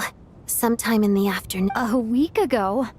That's earlier than I thought. I saw him just a few days ago at a restaurant. That definitely would have been after you found him dead. He seemed completely normal to me. Chatting with Vodjanitsa, trying to avoid Valeri. So he was definitely alive on that day. Huh. Well, Here's a thought. The reason we even suspected a dead person could be among us was because of the problem with the theater's ley lines. But Mitya's death happened inside the Armory Palace. The ley line issue affecting the theater shouldn't reach that far. You're right. I guess he doesn't fit the profile of the person we were searching for. I think the chances of it being him are very low. Surely he can't have died for real in the Armory Palace. Unless what? Unless he really did come back from the dead. You're right. Do you think we need to disclose this to the others? Huh, what's this? A private meet and greet? Where do I line up? That's not what's going on here. Well, I was just making the rounds. Thought I'd try to lighten the mood a bit. Vodjanitsa's handing out food if you're hungry.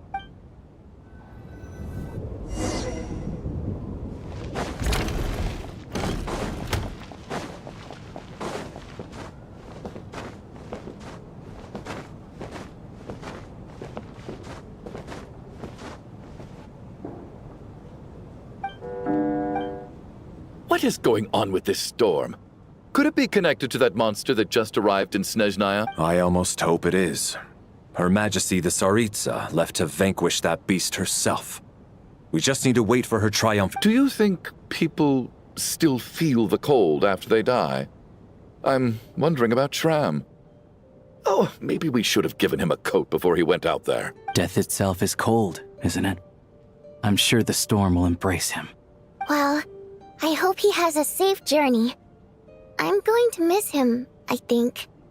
It's not like we can blame him for Rampana and Kulish's deaths. Thinking back on it, we barely made it out alive. Once we get out of here, How are we going to explain what happened to their दोनों लोग families? मर रहे थे, कहीं ऐसा ना हो कि बाद में फिर एक-एक लोग मरने Are you okay? Here, take this. I've never used it. Look who's Mr. Nice Guy all of a sudden. Is it because Tonya stood up for you this morning? At least you know how to return a... Yeah, without Tonya, who knows how badly he would have been hurt. I told you already, I never intended to resort to violence. Duh, bunch of rust. Little girl? I was rather surprised when you spoke up for me this morning. I didn't think I had many admirers here, so... Oh, no need to thank me. I said some bad stuff about... I've been too embarrassed to admit it, but you remind me a lot of my daughter. So kind to everyone, but never lets her old man off the hook. Unless my wife and I are having a fight, then she's always on my side. Especially when she was little. Every time I took her out... All right, easy now. Are you taking anything? Yeah. I'll be fine once I see my brother. He's gonna pick some frost fairy flower leaves and brew a tonic for me. I'll feel much better once I drink. I see. That's good. We should probably discuss arrangements for tonight. Now that the deceased has left our midst, there shouldn't be any... However, out of an abundance of caution, I'll keep watch. Shouldn't we take shifts? I can take one if needed. No need. I managed to get a nap in earlier, so I have plenty of energy right now. After all the tension of the past few days, everyone else should just focus on getting a good night's sleep.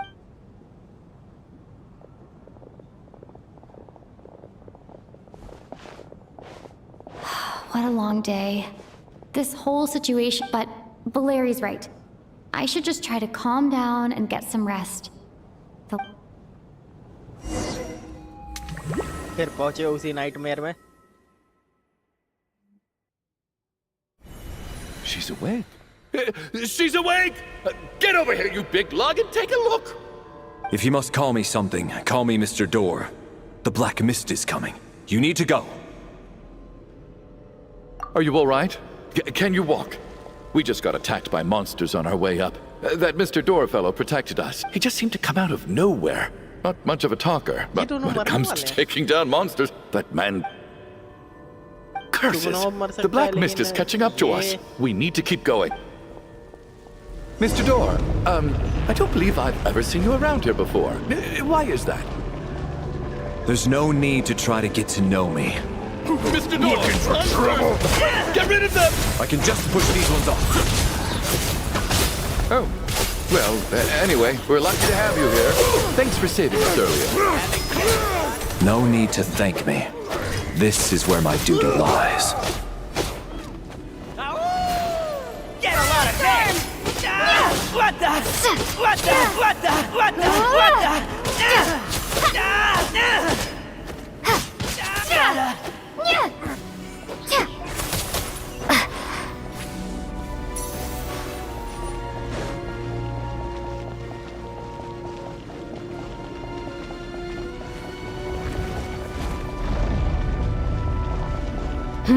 So we're doing this the hard way.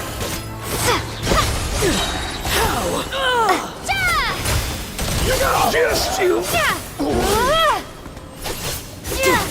Oh, remarkable work, Mr. Door. If I had your muscles, I'd do the same. वो आ रहा है, वो DPS आएगा मेरे ख्याल से. तो अगर वैलेरी अगर ढंग का कैरेक्टर लगा तो मैं एक बार. Are none of these doors the one you're looking for? No.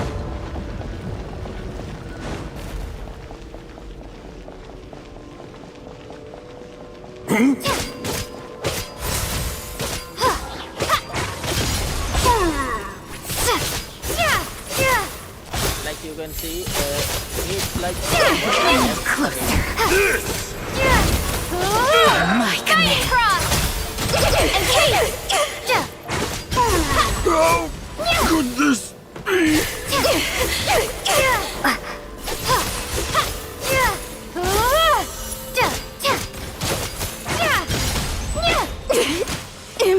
Impossible.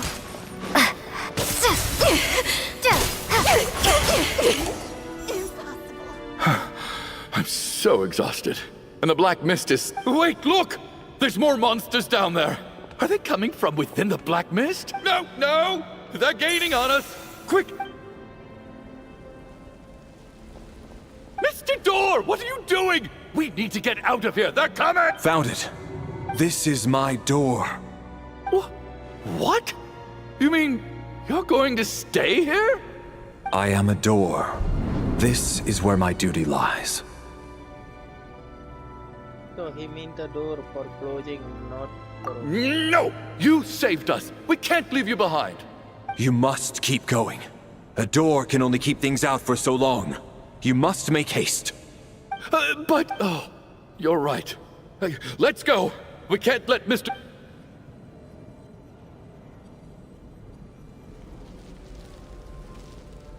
The black mist isn't moving anymore. Looks like both the monster... I didn't just imagine all that, did I? Surely I wasn't so scared. Oh, okay, good. Getting sleepy?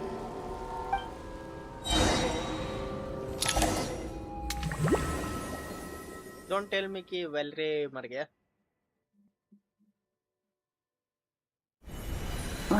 What time is it? Oh, I guess everyone's still asleep. These past 2 days have been exhausting. Valeri's keeping... Valeri?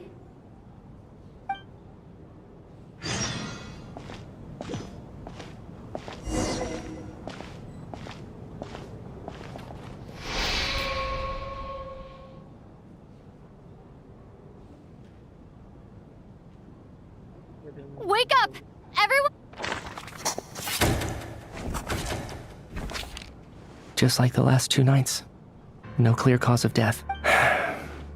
I've been a real thorn in your side, haven't I, Mr. Valeri? Now you can rest in peace. But for me, life will be all the duller for not having to run away from you, my friend. How's Tonya? I just checked on her, and it doesn't seem like anything serious. She's just exhausted from the past couple of days, and she's still recovering from her illness.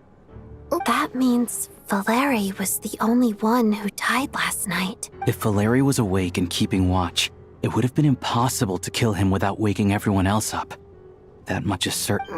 This is so frustrating. Why has nothing changed since yesterday? I thought we already dealt with the dead person causing all... Actually, one thing has changed. There's only one victim this time, not 2.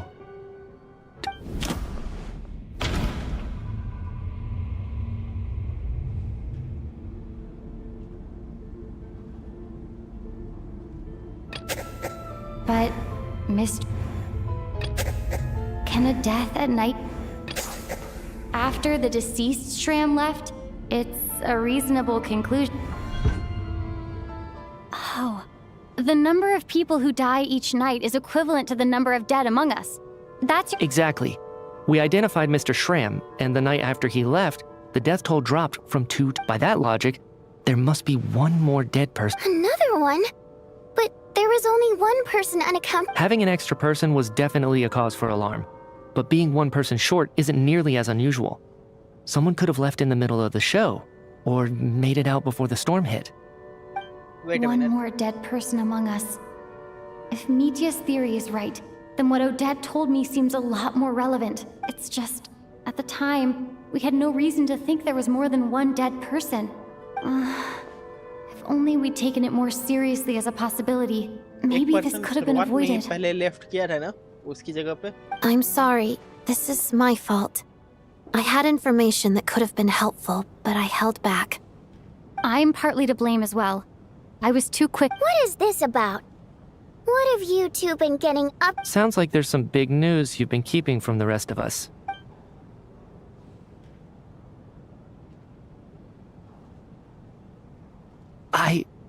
I'm the dead person? Wow, that's certainly news to me. Odette and I talked about it yesterday, but we thought it just wasn't possible. Yeah, I don't blame you. If I'd been there, I probably would have reached the same conclusion. It just sounds too unbelievable. Let me just try and verify this. I just scoured my memories trying to think back to the afternoon Miss Odette mentioned. But I honestly have no recollection of dying. That's where I'm different than Mr. Shram. Having seen Mr. Mitya a few days ago myself, I also find it hard to believe he could be the other dead person among us. Well, if it isn't Mitya, then who? Do we vote on it? If you don't mind me asking, Traveler, I believe you mentioned that you know Tonya's brother. Had you ever met her before all this? No, never. Wait. Now, just 1 minute. I know where this is going. You can't just randomly point a finger at anyone you want. You're in the hot seat, and all of a sudden you want to divert our suspicions onto some... Trying to pick a fight, Mr. Chuganov? Whenever you open your mouth, all you do is attack people, and I've had enough of it. If you don't want to engage in a civil discussion... You! Did Mitya ask about Tonya because he suspects her? I suppose I only identified her by age and nothing else. I'm just saying, you're going around casting suspicion on people for no reason. How could... I can vouch for her if nothing else. I've seen her before. She's the sister of that Harbinger, isn't she? The one called Child. Oh, really? You're telling the... Since being here, I don't think I ever mentioned she was Child's sister specifically. Does Chuganov actually know her? If Chuganov can vouch for her, then it can't be Tonya either. In which case, it seems unlikely that there's another dead person among us at all. Miss Odette, could you go over that afternoon with me one more time, when you found me dead? No problem.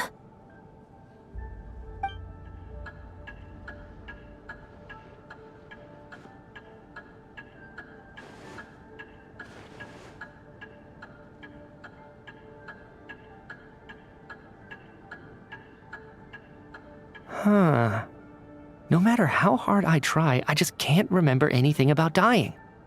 But I do remember something. Miss Vojanitsa, during our last meal together, I told you how some of the researchers were suffering from temporary memory loss. Do you remember that? Oh, yeah. You said it was hindering the progress of your experiments. You thought they were just under too much stress or something. Right. And even though I don't remember dying that day, I'm pretty sure I experienced something like amnesia. Some of my memories from that afternoon are missing. Are you suggesting you're missing the memory of your... Of course. How am I only just realizing this? Humans aren't necessarily aware of their own death. You mean being silently assassinated, or dying in your sleep? Situations like that? The researcher's amnesia. Suddenly it all makes sense. I must thank you, Odette. I think your perspective just helped me reach a breakthrough on a series of issues that have been troubling me for quite some time. All right. It's decided then. I'll be the one to leave today. Oh, leave? Hey, wait a minute. Aren't you rushing into this? Come on, kid. Aren't you gonna fight for your life? This seems like a rash... I have other reasons beyond what's been discussed. In fact, I remember during Miss Odette's performance, while I was sitting in the audience stalls, a brilliant new idea for my research popped into my mind. But then, my train of thought suddenly cut off. I can't remember it now at all, and I didn't take any notes. I guess that must be another instance of temporary amnesia. No. Hold on. I see where you're going with this. You're suggesting that each instance of temporary amnesia is a death, right? There's a glaringly obvious flaw in that idea, no? How can one person die so many times? I believe Miss Odette's account. During the period where my memory is blank, I must have been either dead or in a similar state. All it would take is for the same thing to happen in the theater, and I would come under the effect of the ley lines in this vicinity. This increases the likelihood of me being the deceased, does it not? But... There's no evidence to suggest that anyone other than me is a candidate for the deceased. So allow me, as a scientist, to treat this as an Please relax, everyone. I don't think things are as bad as they may seem. If I really am the deceased, then to leave the theater will be a relief for me. If, on the other hand, I'm still alive right now, well, apparently you've all witnessed my resurrection recently anyway. Who's to say I won't return from the dead again this time? Mitya's right. This is the only thing we can try right now. I think he's... What is a scientist if not someone who gambles on experiment after experiment in an attempt? With this snowstorm, the ley line phenomenon, ghosts of the dead, and my amnesia, we've been paralyzed by not knowing and powerless to do anything about it. But if I do get resurrected, you can be sure that I'll come back with the truth of all this. Just you wait.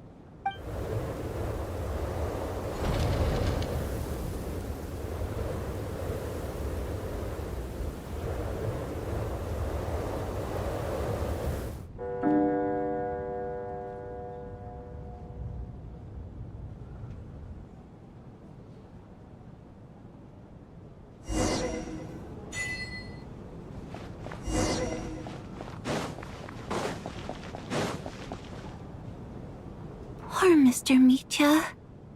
I didn't even... Maybe it's a good thing that you weren't there to see it. I hate goodbyes. Why does it feel like everyone around me is slowly disappearing? Not just in here, I mean. Maybe it's the realization that, at the end of life, everyone has to face it alone. Come to think of it, the main reason we're still alive right now is pure luck.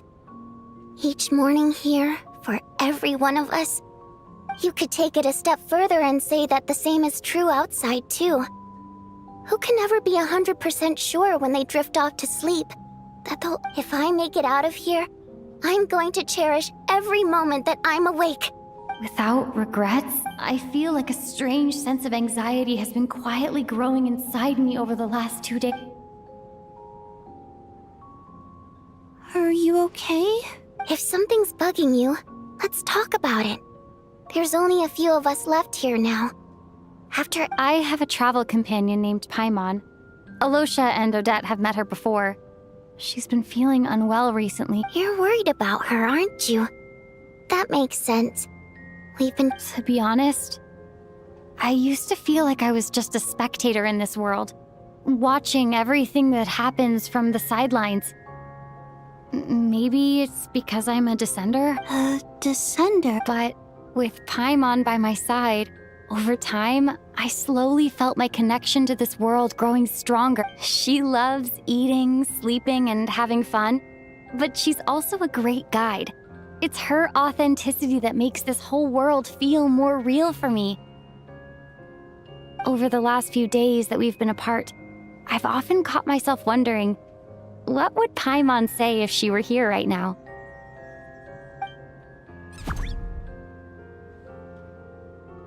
But by the time I snap out of it, the conversation has already moved on, and I'm still in my own little world. I'm trying to overcome this sense of detachment, but I really miss Paimon. I guess, in a way, she means the whole world to me. I bet she misses you when you're not there as well. Maybe you... I don't know if this will make you feel any better, but back when the water imps left Snezhnaya in droves, I also felt like the whole world was suddenly empty. I could be surrounded by people all smiling and having fun, and still feel completely separate from it. Later on, I started to think, maybe accepting the fact that our loved ones won't always be with. All we can do is cherish their companionship from... So, once we get out of here, you better hurry back to our side as fast as you can. You can't let your story end in regret. That's the trope I hate the... Thank you.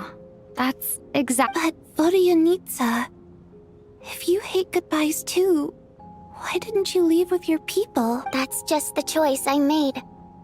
I used to regret it, but like I said before, singing is a water imp's primary mode of expression. Our songs have echoed through this theater for hundreds of years, each one a story pieced together through moments of joy and sorrow. But does a story exist without someone to read it?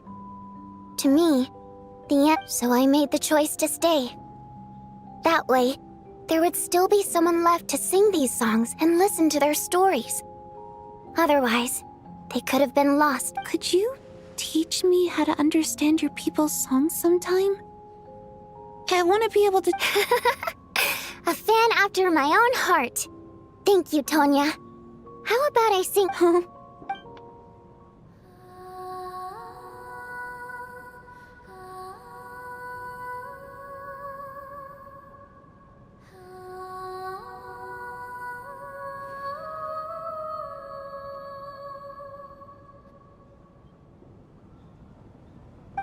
never heard that one before. I feel like I can hear a sense of... Color me impressed, Tonya. You're a key. Most people can only tell if a song is happy or sad. I didn't think you'd be able to pick up on such specific... I've actually never performed this song in the theater before, because it has more of a ceremonial purpose for our people. It's not meant for the stage.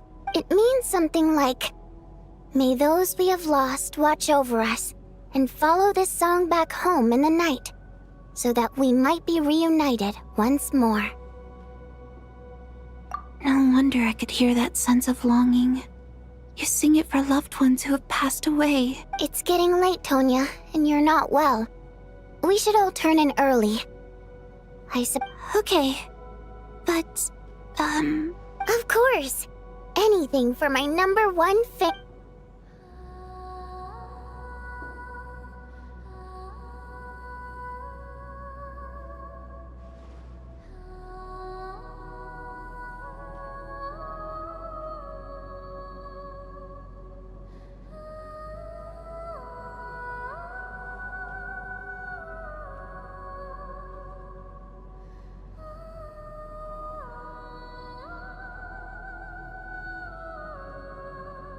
Once I get out of here, I definitely don't plan on ever coming back. But I guess that means I'll never get to hear Vodyanitsa sing again. Before I fall asleep.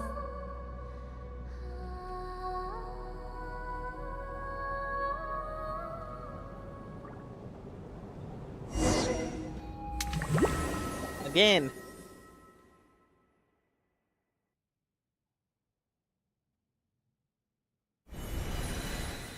It's so dark and...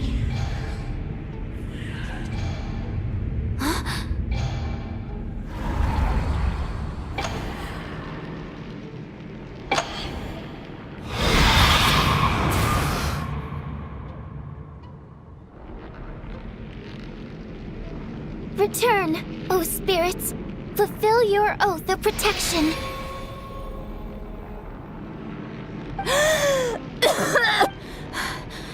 No time for questions. Quick, over here. Turn on the switch. We need to bring back the light.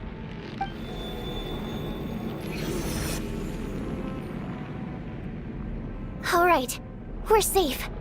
The spirit just now is, sort of. I know it's hard, but you can't let this place go dark, or she'll kill you again. Yep. Luckily, I was here to resurrect you. Otherwise, that'd have been a real bummer. A bit more than a bummer, I'd say. Wait, so you have... Sure I do. I'm your guardian spirit, after all. I specialize in soul recall. Oh, it's nice to meet you, by the way. Oh. All right. There's no time to waste. The black mist is already catching up. We need to reach the next switch before the place gets too dark. If we bring the light back, Night Prayer won't be able to get to us. Sweet, sweet light! It's back! Shh! It's Night Prayer. We need to move quick, but don't let her notice you. Look out!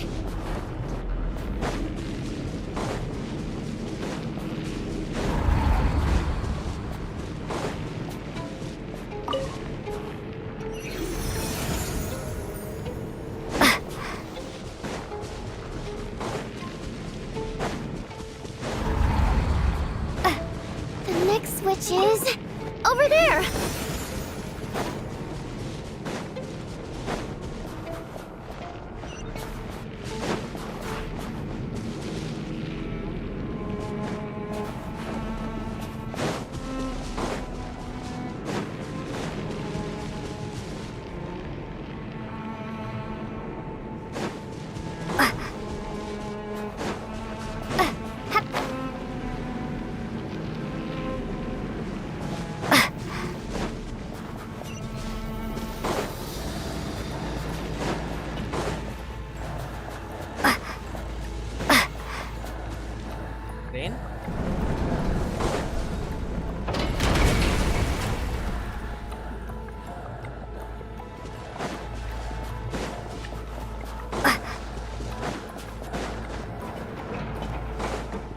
Shadow rail में जाइए क्या किसी का?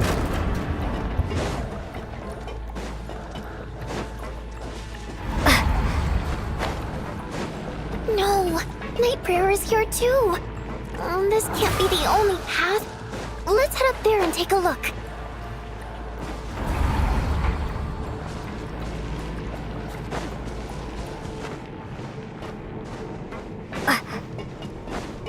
The switch is just up ahead!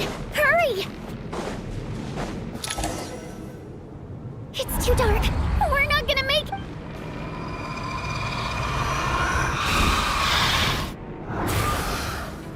Traveler! I won't let you die like this.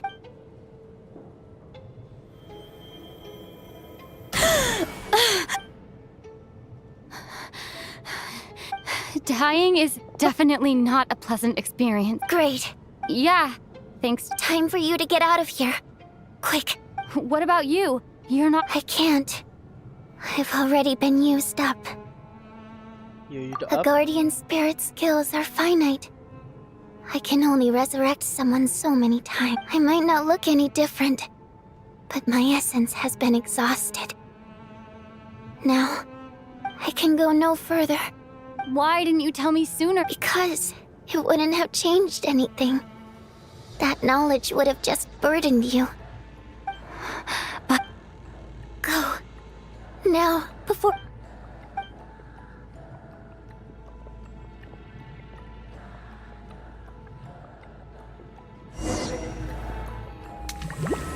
वो डियानिसा die मर गई।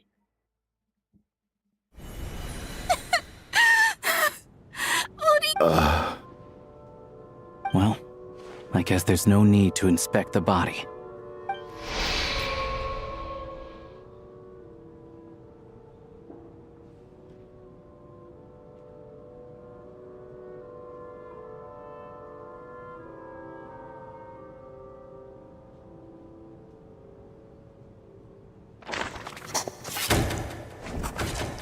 This wasn't supposed to happen. You lied to us, didn't you, Chuganov? You've been lying from the start. Take a long, hard look at yourself before you go around accusing. I suspected you on day one, Lelik, and now look where we are. By some strange coincidence, you've never been targeted. You just happen to have survived this long. And you, little hunter, ever so content with staying on the sidelines. Yet, you were the one who stopped us from leaving from the start! Now you're just lashing out indiscriminately. That's either a sign of anxiety or a guilt. Where was all this passion and bravado before? Decided to fight until the... Is that a threat? Fine, bring it on! You think I'm afraid to die after all this? You want to kill me? Go ahead! I'd like to see you try. After all the trauma of the past few days, everyone's been... Valeri and Nietzsche aren't here anymore. Someone else needs to step up and take charge. But first, I need to think this through. Considering everyone left...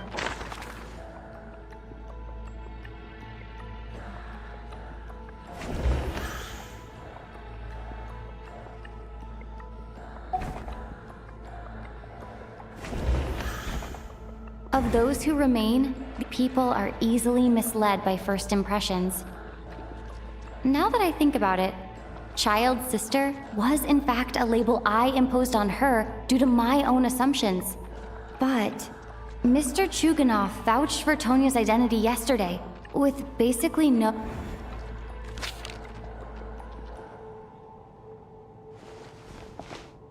Tonya, how's Tusser been lately? Tusser? Your brother Ajax must have mentioned me in his letters home, right? Did he say anything about a blonde traveler? No. And my brother's name is Razik, not Ajax. Ugh. Chuganov, looks like it's your turn to do some explaining. Yesterday you said you could vouch for Tonya. Why? I knew you were behind this, Chuganov. You've been... Everything about you is fake. Down to the wife and daughter you're always talking about. Your entire family man persona is a charade, isn't? That night, when I infiltrated your place as Lelik, I noticed you were home alone. Didn't think much of it at the time. Just thought everyone up. But thinking back on it now, That doesn't seem very likely. My guess. Even that was a lie? But Curses! Oh, why is there no end to this blasted snowstorm? If it would just stop! I think I remember now. I know how I ended up here. The reason I'm always coughing is because I got sick with frostbite. The locals usually call it the snow cough. It's not a very common illness. It's partly genetic and partly caused by the cold climate. But it can be... After a while, I felt myself growing weaker and weaker. Nothing's... So one day, I told my brother that I wanted him to take me outside for once, so things could be like they used to, just for one day. I wanted to meet loads of friends, experience new things. He agreed. He snuck me out of the hospital, and we escaped. We got to the theater, bought tickets, and went inside. Oh, it was all so exciting. I remember the show very clearly. It was amazing. But I found myself getting sleepier and sleepier. Oh, Tonya. When I woke up, I couldn't find my brother anywhere, but there's no way he'd leave me behind. So I decided to stay here and wait for him. At the time... Tonya, it sounds like by then you'd... Yeah, I know. I understand now. After all of that, it turns out I can't blame my brother after all. I'm sorry, everyone. I realized this much too late. Your name probably isn't even Tonya, is it? Didn't that ever strike you as odd over the last... Well, when I was little, my brother and I read a storybook, and Tonya is the name of one of the characters. When we escaped from the hospital, our family and the hospital security were looking everywhere. So when you first approached me and said my brother had sent you, and called me Tonya, I thought he must have chosen a fake name that only the two of us would know. Because he was afraid of getting caught. At least your memory of death isn't painful. Now it's your turn, Chuganov. Talk to us. I believe no lies. You're right. I was lying. I happened to know that the Harbinger child and his sister Tonya managed to get tickets, so I lied to you and pretended And yes, the truth of the matter is, I lost them a long time ago. My daughter's name was Iskra. And before you ask, yes, Iskra, as in Iskra Manufacturing Plant. She also died from the snow cough. She was just 6 years old. If she were still alive today, she'd be around the same age as after Iskra passed. My wife couldn't bear to face those memories either. So she chose to start a new life. One day when I came home from work and saw the empty room, I felt like I soon discovered that this was the only thing that made me... Nothing more than a pathetic means of escapism, I know. So explain your... The night before last, when I was chatting with Tonya, she mentioned that her brother would brew medicine for her from frost fairy flower leaves. Combined with her various symptoms, I suddenly understood everything, including the fact that she was deceased. The snow cough used to be an incurable illness. I would pick frost fairy flower leaves to brew medicine for Iskra too. It took hours and hours on the stove. But the year after my daughter passed away, the jester of the Fatui announced that a cure for frostblight, also known as the snow cough, had finally been It turned out that all previous treatments were completely ineffective. No better than random concoction. That was the final straw for me. I just couldn't take it anymore. Just one more year. One more year. So, more than anyone, I know full well that in this day and age, no one in their right mind would still be using frost flower leaves to brew medicine for the snow cough. Poor Miss Tonya, therefore, had to have been from an era when snow cough was still a terminal illness.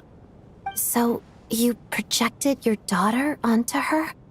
Even though you knew she was one of the dead?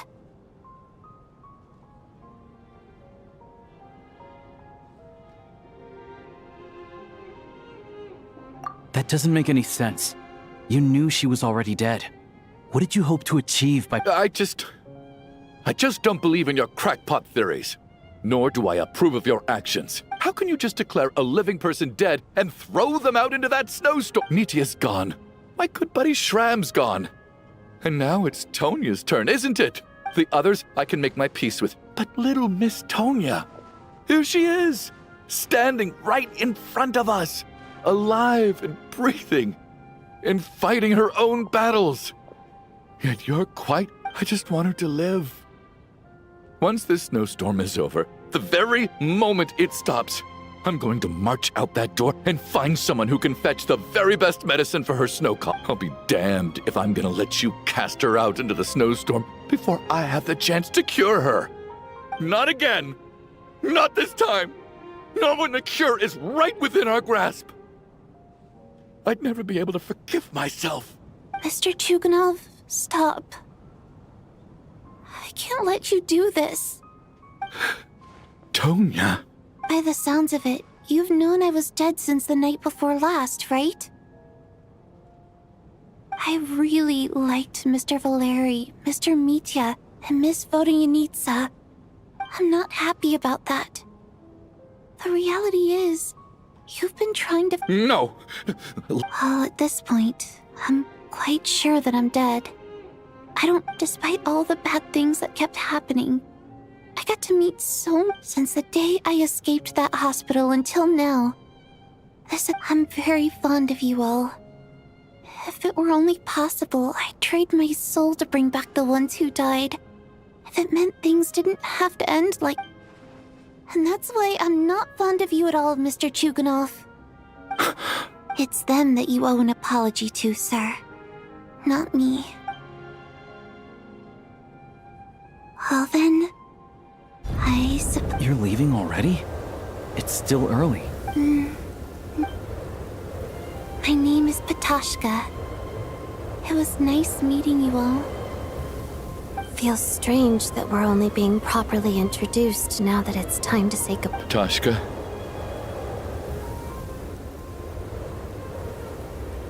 What are you doing, Chuganov? Are you crazy? Let me leave. I can't keep lying to myself. In your dreams. Don't think you're getting off that easy when you had a hand in the deaths of so many people. The Fatui have honed quite an array of enhanced interrogation techniques since they were founded.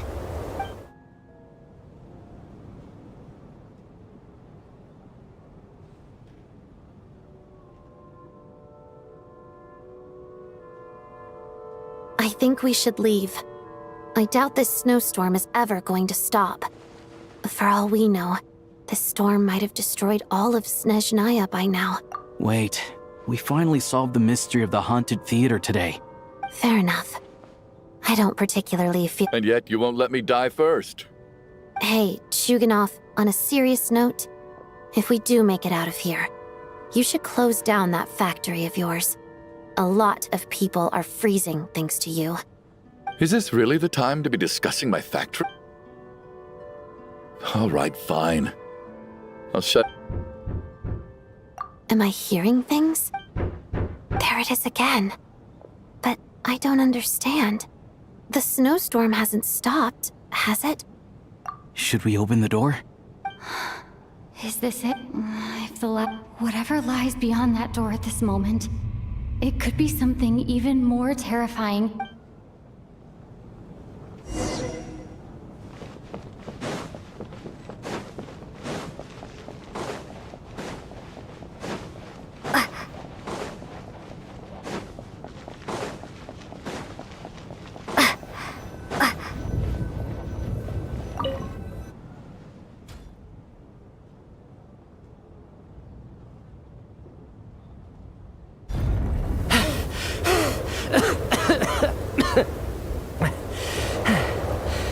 Hey everyone.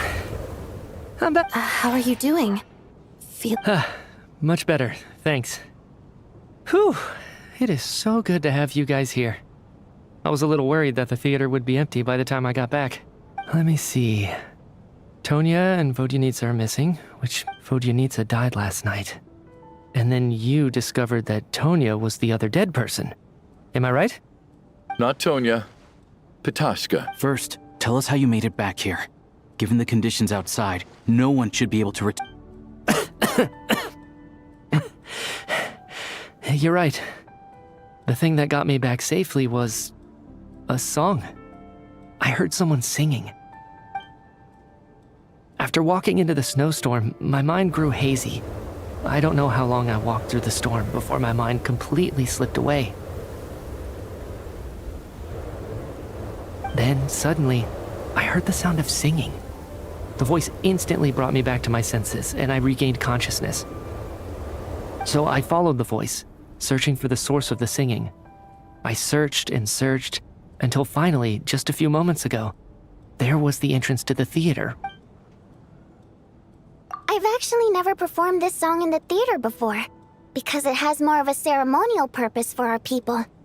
It's not meant for the stage. It means something like, "May those we have lost watch over us," and That must have been Vodyanitsa's Requiem. Who knew it actually worked? That song is meant to guide the souls of the dead. Mitya, that must mean that you... Huh. No kidding. Huh, seemed like I guessed right then. This is what I've been so desperate to tell you about. When I first stepped out of the theater, I was still quite lucid. My memory of it is still pretty intact. I remember the outside world being completely different than what I'd expected. It was like this was a world where only the snowstorm existed. There wasn't a trace of any humans or buildings ever having been there. I don't know how else to describe it, except to say that it just didn't seem like the real world. And as for the Requiem, if I was guided here by Vodyanitsa's song, it can only mean that I must already be dead. And this is my soul. But I didn't experience a clear moment of death while I was out there. Nor do I feel any different now than before I walked into the snowstorm. You don't seem any different to me either. In fact, this is something I've been wondering about for a while now. If souls aren't physical, shouldn't they lack tangible form? Both Shram and Pitashka were clearly deceased, and yet their souls didn't look or feel like ghosts at all. They were visible, tangible. This raises a truly terrible thought. Is that really what Mitya is suggesting?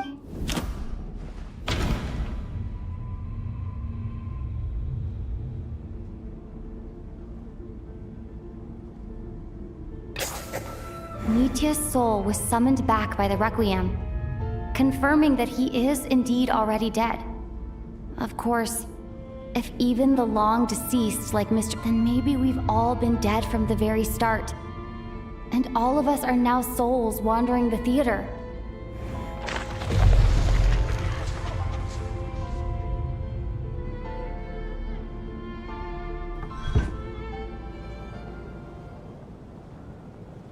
Yes. I think that this is... What did you say? You heard me. We died in the theater. All of us did. But due to an obstruction in the theater's ley lines, our souls are trapped here, while an endless, infinite snowstorm rages outside. It's ironic, really. All that time, we were working so hard to figure out who the deceased among us were, when the truth was, we were all deceased. The only difference being some of us died more recently than others. Do you remember that note, "Death is near"? Seems like we misunderstood what it meant after death was nearer than we wanted to think all along. The note simply meant that all of us were... So all our attempts to survive, our search for the deceased, it was all... Hard to say. At the very least, we helped two lost souls. The presence of those two is probably what caused our souls to be drawn in by the ley lines. In which case, the deaths we've awoken to over the past few days were just souls returning to the ley lines for good. If what you're saying is true, doesn't that make us the lost souls? Huh, no wonder. This afternoon, when I was moving Vodyanitsa's body, I noticed that the other bodies in the room hadn't decayed one bit after all these days. That's further proof that those aren't physical bodies at all, but merely our shells here in the afterlife. Am I really dead? No. I still find it hard to believe that all of us are dead. How exactly did we die in the real... Not even knowing how we died is... Exactly. It's hard to rest in peace when you don't even know how you died. It gave me lots to think about as I strode out into the snowstorm. I racked my brains trying to remember the cause of my death, the exact moment I died, the root of all of this, right up until my consciousness faded. Wait. Hold on. Right before I lost consciousness, I think I saw something. I can't remember. And I think Mitya, your hand. Is that blood on your fingers? Huh? You're right. There's blood on the fingertips of my right hand. Looks like it's already dried. When did that happen? What the? I guess this was what I saw. I must have desperately drawn it in my own blood right before losing consciousness. What's wrong? Do you recognize the symbol? It's Renova, the ruler of death. Alosha, do you still remember that Snezhnayan folktale you told me about? It was about the Grim Reaper. When someone's about to die, he appears as an incarnation of someone familiar to guide their soul into the afterlife.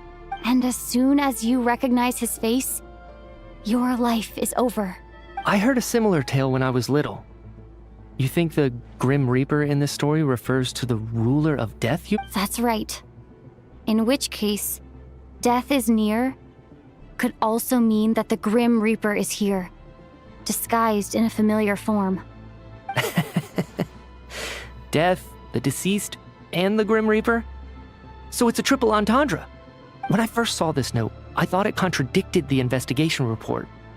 But now it seems like that was the whole intention.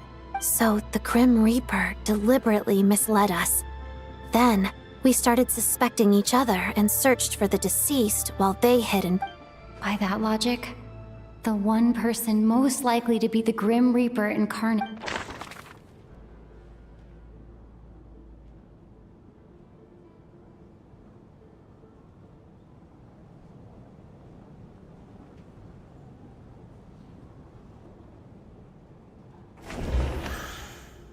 Identifying the Grim Reaper.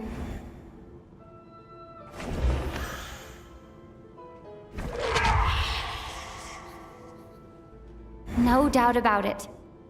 It's Alosha. Looking back at how everyone has acted over the past few days, Alosha is most likely the Grim Reaper lurking among...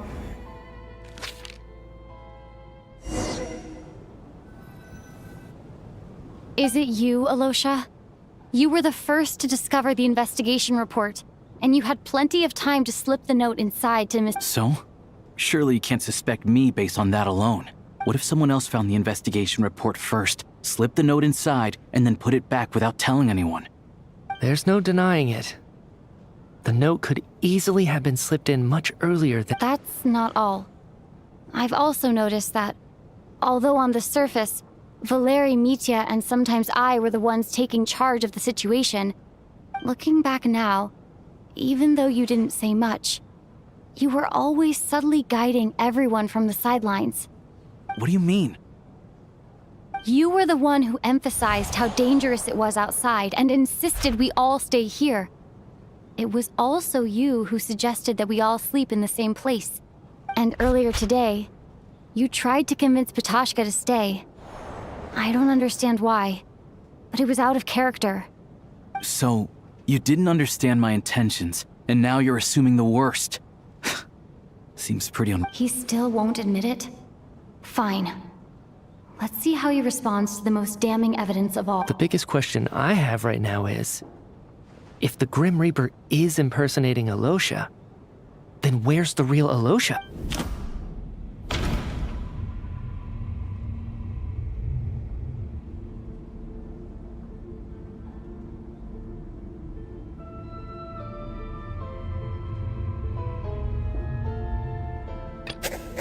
No. That's right. This, right at the start, before any victims had even emerged, Alosha was switched with the ruler of death while everyone's guard was still...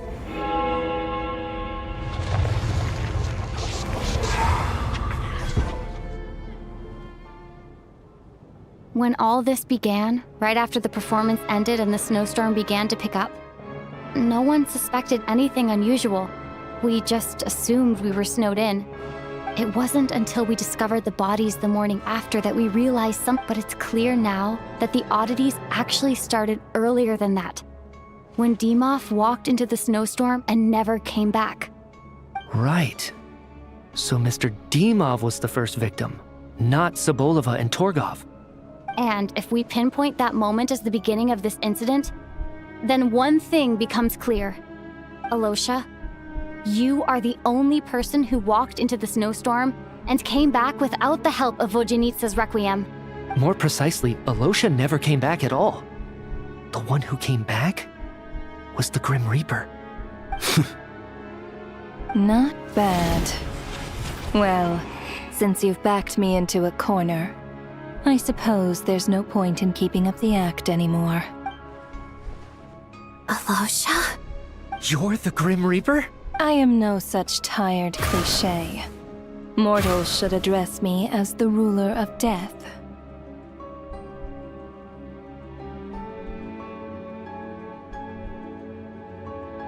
Before being wiped out for good, you identified the two deceased, and even sensed my presence. A commendable achievement. Far beyond what I expected. I heard you can ferry souls. Those deaths each night. Were they your doing? Your initial conclusion was correct. Due to the existence of the two deceased, the ley lines yearned to reclaim those long-lost souls. Every night they devoured an equal number of souls to fill the void. This required no intervention from me. Though, of course, ferrying souls is indeed my authority. Here, take a look.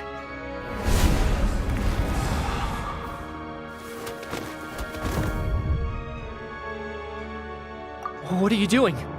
That takes care of today's two. Don't get so worked up. You are already dead, and your souls must return to the I know we're already dead. You murdered us, didn't you? Murdered? No.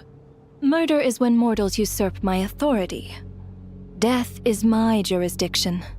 If I require someone to die, I need not resort to such laborious methods as murder.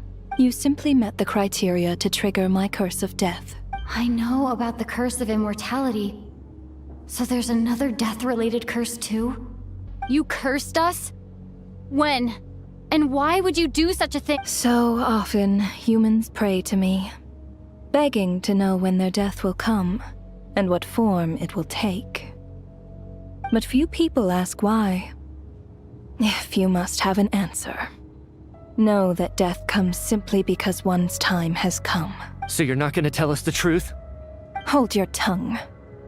By all rights, you shouldn't even be allowed to speak with me.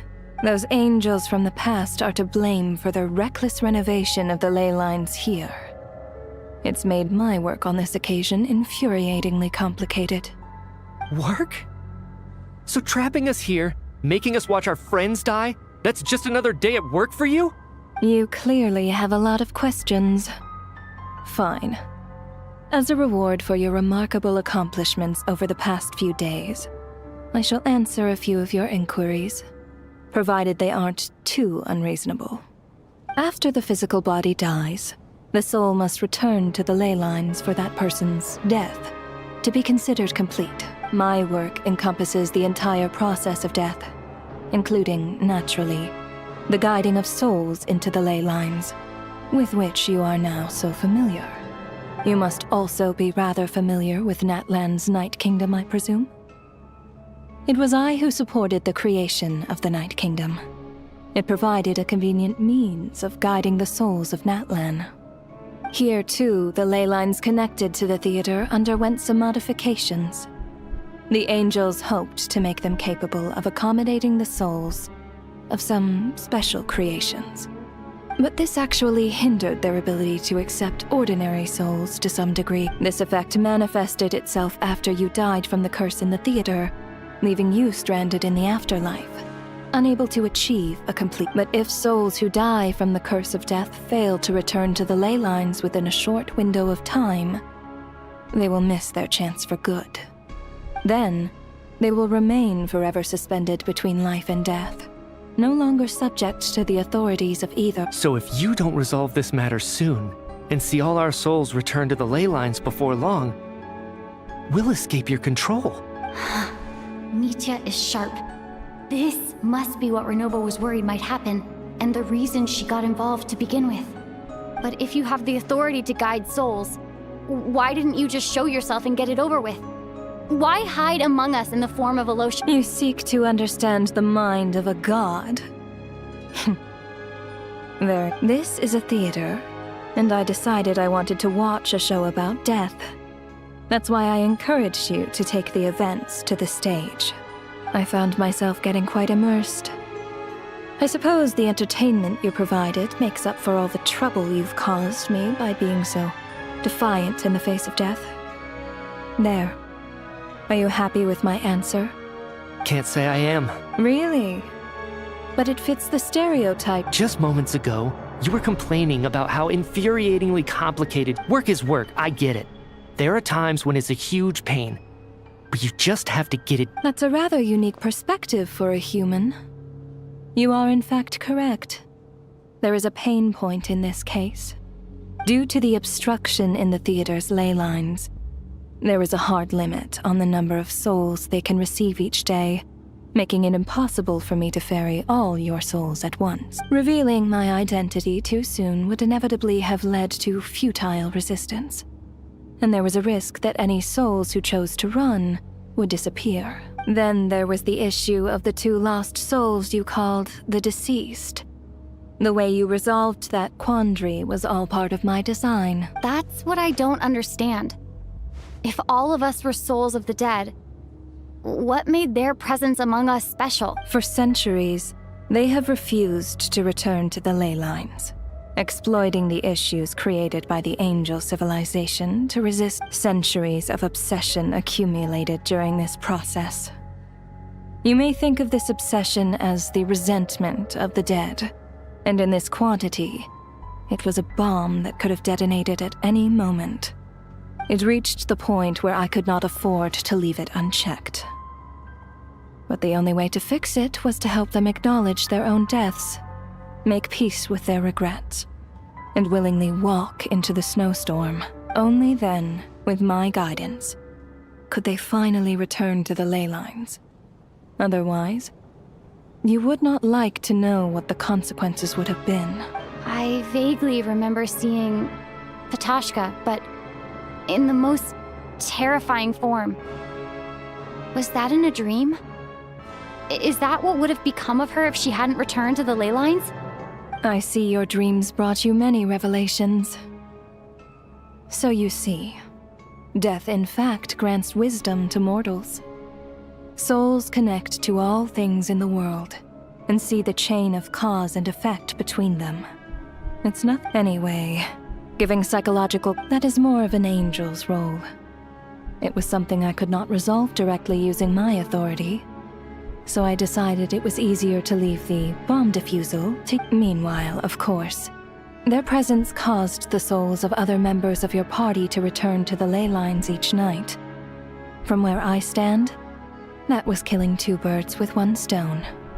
As both issues slowly resolved one another without me having to lift a finger, all I had to do was stay close by and keep the situation under control.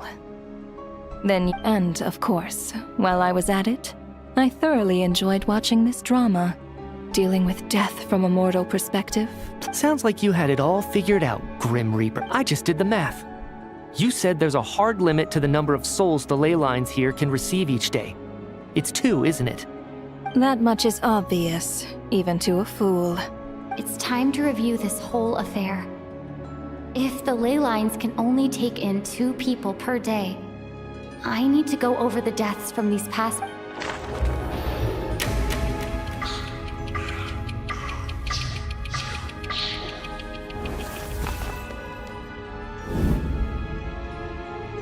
Looking back now, none of us had the faintest idea at the time.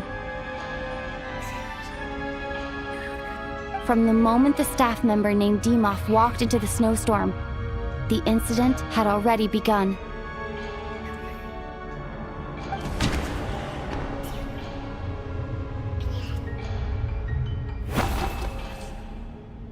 No.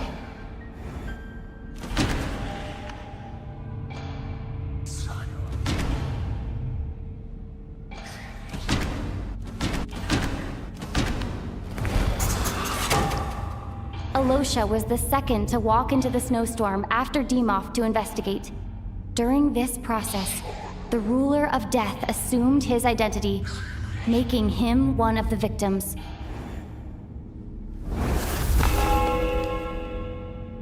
During our first night in the theater, everyone was caught up in the novelty of it all. No one could have expected there would be victims the very next morning. Despite all the confusion, and with the help of hindsight, we finally began to realize that something was amiss with the snowstorm.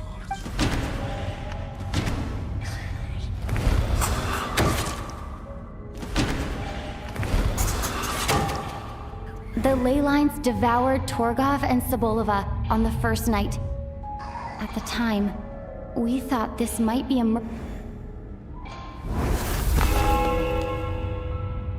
Odette and I spoke a lot that night. 3 people were on watch, but in the morning, we discovered that someone had fallen victim all the same.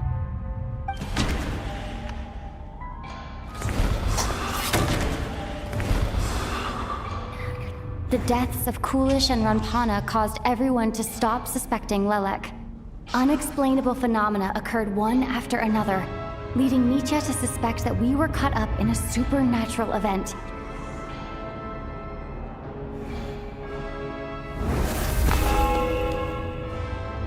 Later, we discovered that there seemed to be an extra person among us, and subsequently discovered the existence of the deceased.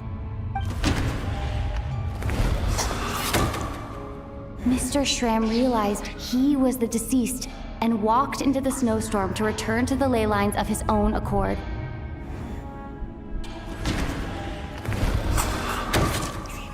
We thought it was all over, but Mr. Valeri's death was a rude awakening for everyone. Once again, the ley lines consumed him during the night. A lot happened today.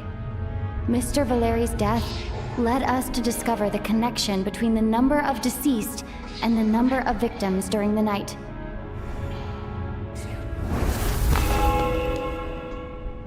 The fact that there was more than one deceased seemed to bring us back to square one.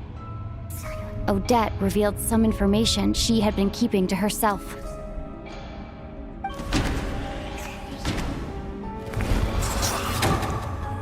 Vodyanitsa was swallowed by the ley lines in her sleep, but the requiem she sang before falling asleep was quite a game changer. As it happened, Patashka filled the void left by Mitya's return from the ley lines by walking into the snowstorm this morning. The girl I thought was, come to think of it, Patashka was about to walk into the snowstorm at that time, and Renova, unaware that Mitya would return, was concerned that her soul would overflow from the ley lines. That's why she used Alosha's voice to try and persuade her to stay behind. Looking back, I suppose that was an early slip-up on her part. No one could have expected anyone who walked into the snowstorm to return. But just after nightfall, Mitya returned, bringing crucial information with him. Various truths began to surface, including that all of us were already dead, and that the ruler of death was here among us. Then, after revealing her true form, Renova callously claimed 2 souls.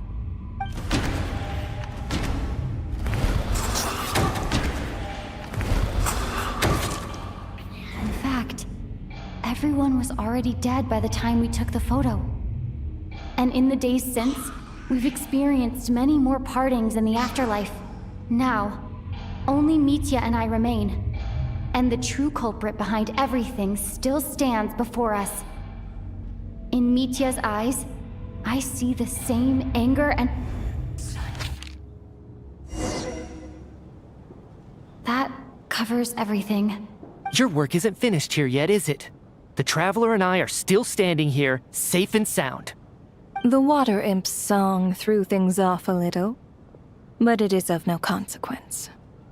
The ley lines have already anchored your soul, and the first ray of light tomorrow morning will take you back. I, meanwhile, need to review my attitude towards the Water Imp race. So the reunion in the night that Vojanitsa mentioned, I suppose that was never meant to be a permanent reunion. That just leaves you, Traveler. My power only allows me to temporarily separate your soul from your body. The ley lines of Tevat would not accept you, and your soul is firmly anchored to your body by your will, for a descender like you, who is not bound by Tevat's rules. Your death can only be brought through the most violent of means, such as directly destroying either your body or soul.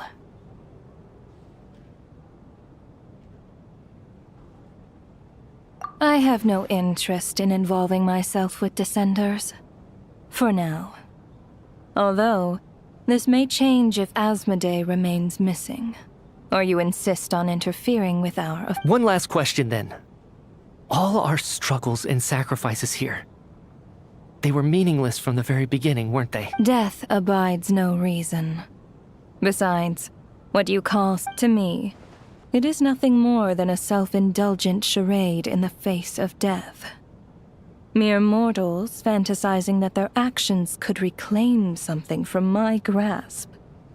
A truly laughable idea.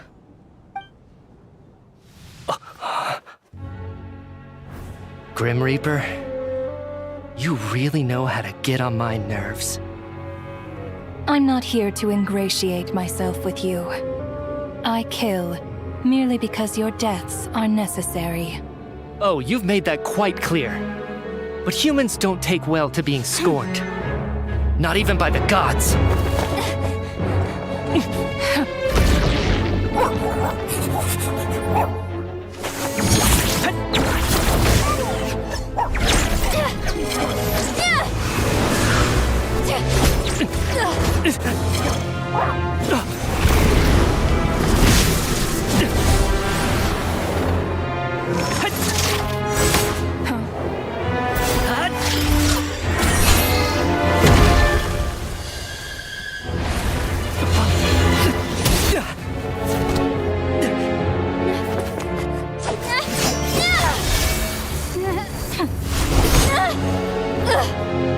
This is futile.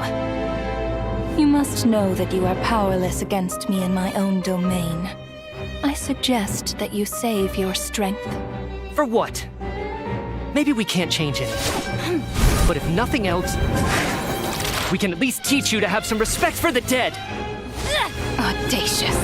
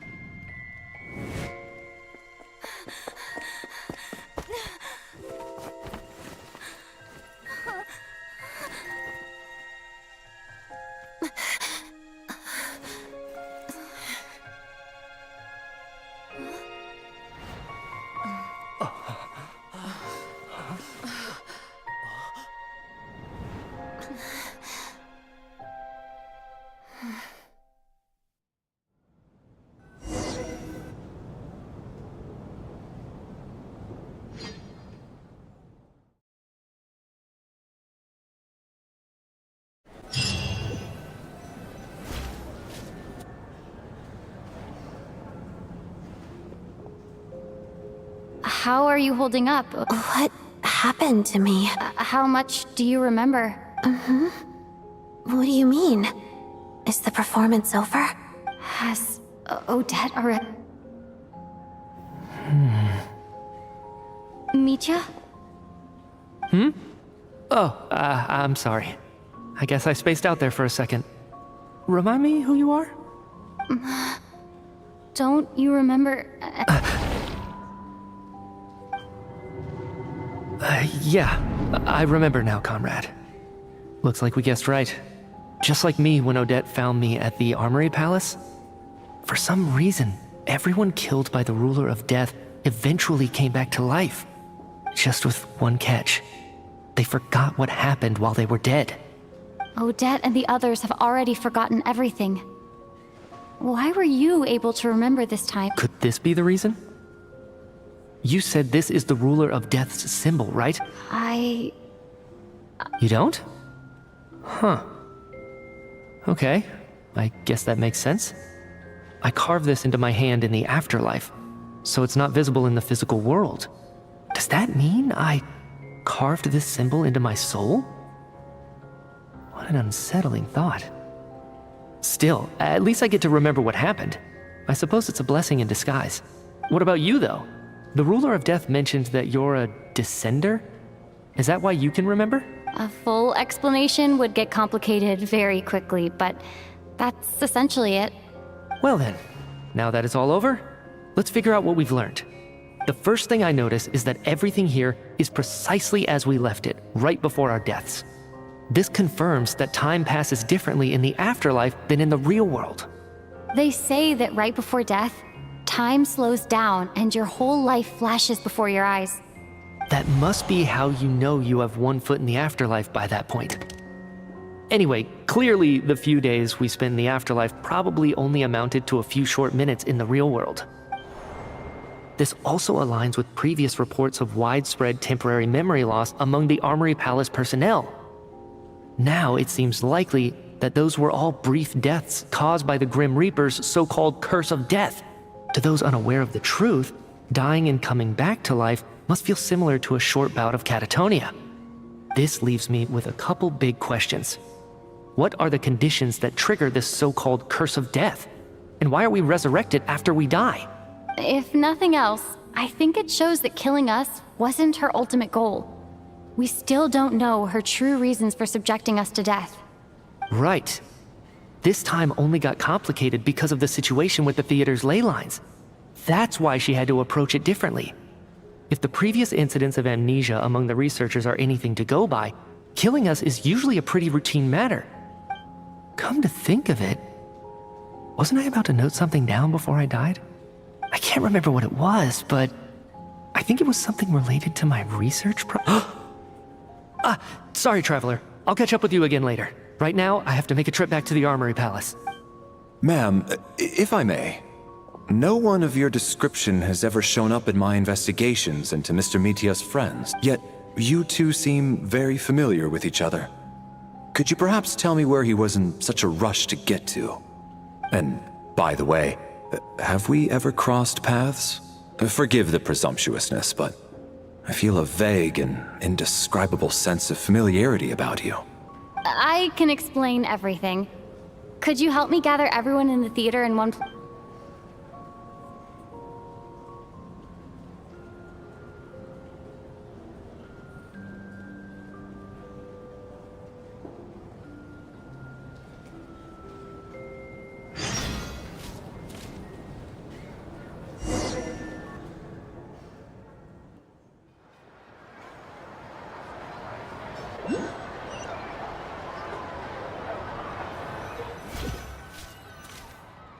So Chuganov really is going to shut down the factory.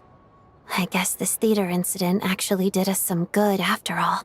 So, you said I promised to take you to the Armory Palace while we were in the afterlife, yes? I believe you. I think I even have a vague memory of it.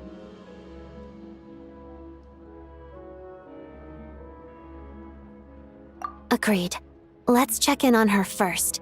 The whole reason for our trip to the Armory Palace anyway is to figure out what's going on with her health.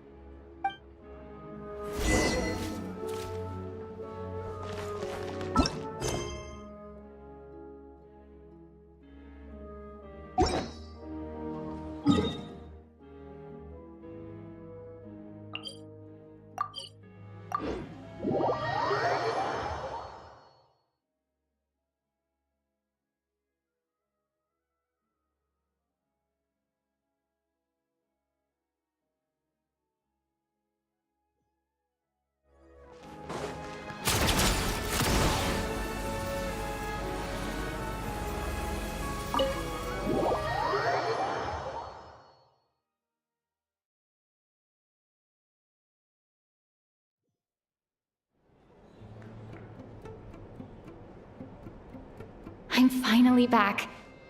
Even though a long time has passed from my perspective, as far as Paimon's concerned, I probably just went out. I should keep my emotions in check when I see Paimon again, or it'll seem weird. Wait. The atmosphere here feels off. Shh. Stay quiet. Have we still not been able to notify Child yet? We need new orders. What if that person comes back again? I'm so sorry. Under the circumstance... Tell me! What happened? It was the Jester. He came here in person and escorted Miss Paimon away. He's the director of the Fatui. His authority supersedes all others and cannot be questioned. There was nothing... How long ago did he leave? And what was Paimon... It was about an hour ago. Miss Paimon was fast asleep at the time. The Jester simply walked off with her as if it was only natural. I assure you. Do you know where they went? The Armory Palace, most likely. Lord Piero, the Jester, has been overseeing the experiments there lately, keeping a close eye on their progress. I'm surprised he came in person. Whatever his reason for taking Paimon, he'll most likely return to the Armory Palace first, which is exactly... Then lead the way, Odette. Okay, let's go.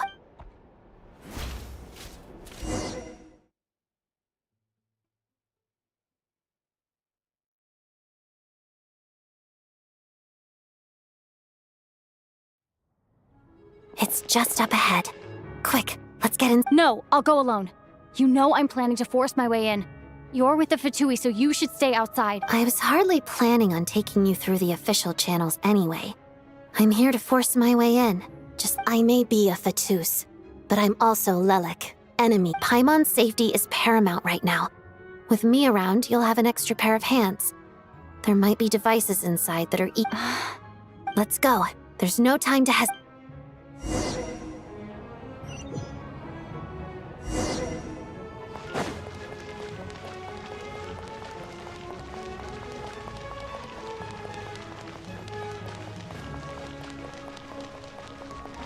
Hey, who are you? This part of the Armory Palace is under restricted access. What do you think you're doing? No questions, please. We're short on time.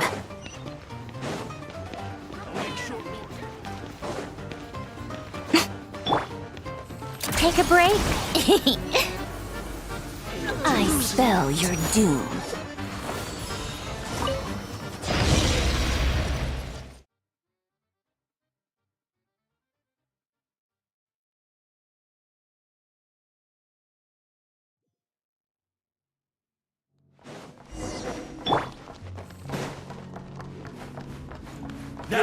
Do you have a pass? Where are you coming from? So, you're intruders, huh? Then don't blame me for what happens next! Right now. No more. Gun it! Fire rate maximum! Shadow me. Takes too long.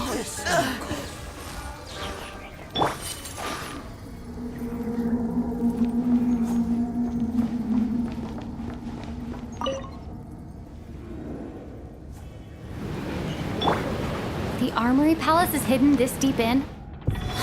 This place is much bigger than I imagined. They're conducting top-secret research, after all. The deeper it's hidden, the better, is standard Fatui logic. The style doesn't really look like the Fatui's handiwork, though. They must have requisitioned some structures from a past civilization. Intruders! Stay alert! Emerge, right here. Let's begin. Parida. Go.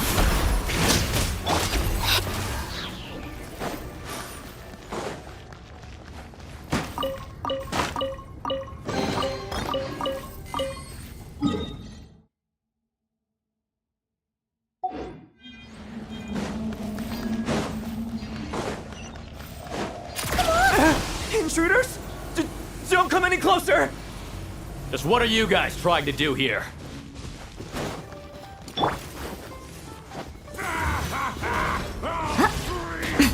Emerge. Right here. Shadow. Pirouette. Crystalline Adagio. Mission over. Mission. Life goes on. Orders given. Orders received. No one interferes with the Jester's work! You're pretty sharp.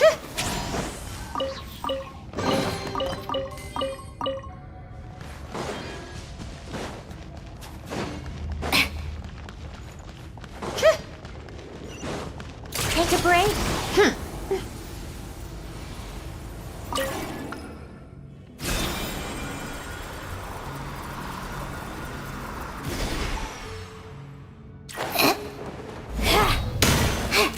Pick up the pace.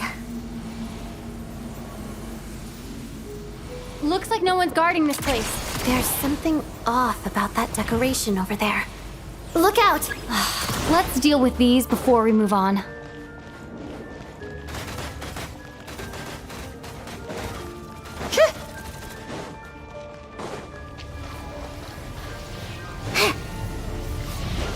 How tiresome.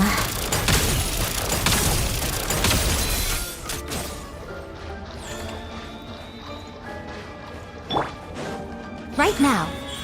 Right here.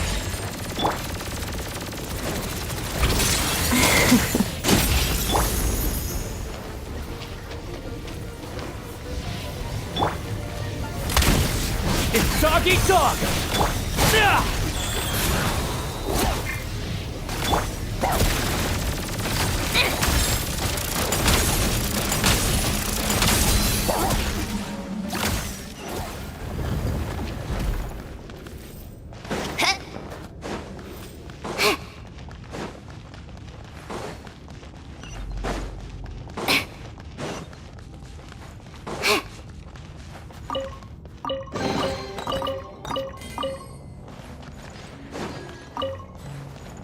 Take a break?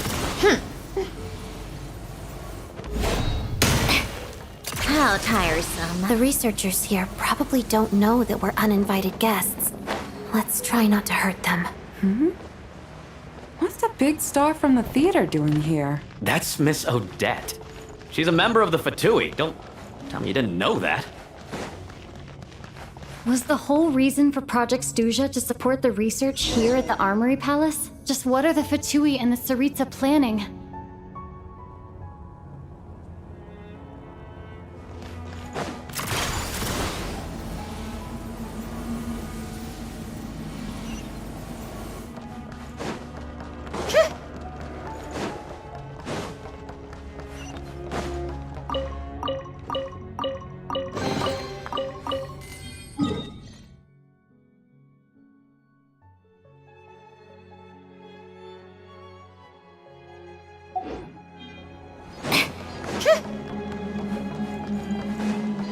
Whoa!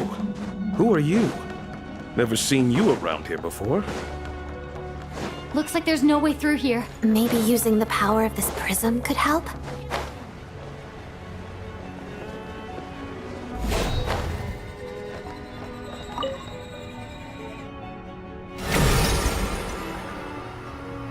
I think I see some images. It's the prism's power at play, causing images of the past to reappear, albeit only as illusions. Paimon and the Jester? Is this another scene from the past? Yes. It looks quite old, though.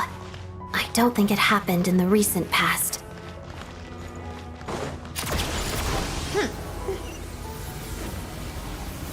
What's going on here?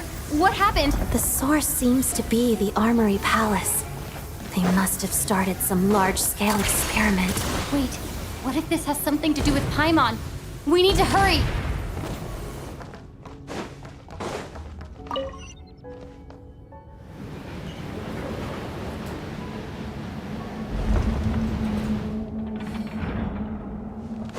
How tiresome. We're almost there. The Armory Palace is just up ahead. Paimon, please be okay. Take a break?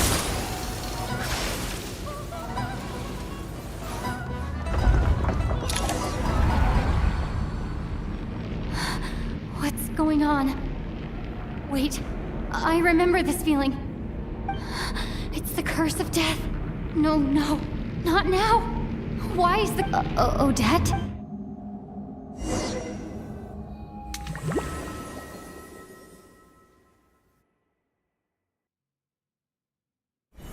Is this... I need to find a way back to reality. Is that Odette's core Ignis?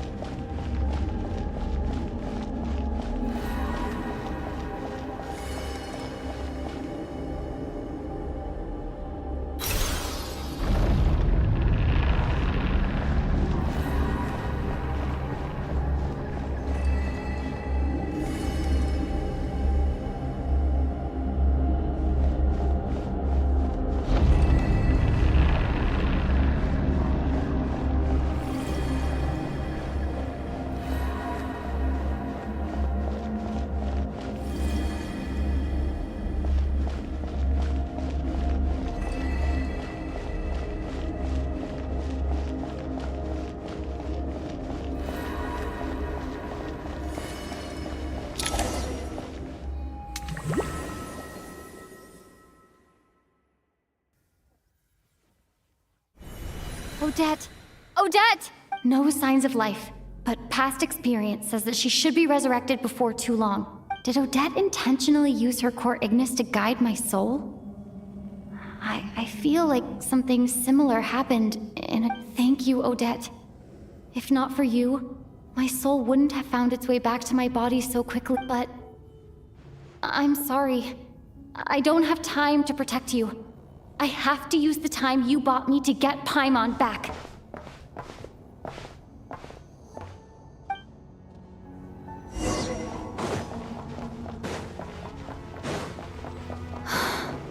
Sure enough, everyone here has been affected. Paimon! Paimon! No, wait. Paimon probably didn't escape Renova's curse either. She won't be able to respond to me right now. I'll have to find her myself.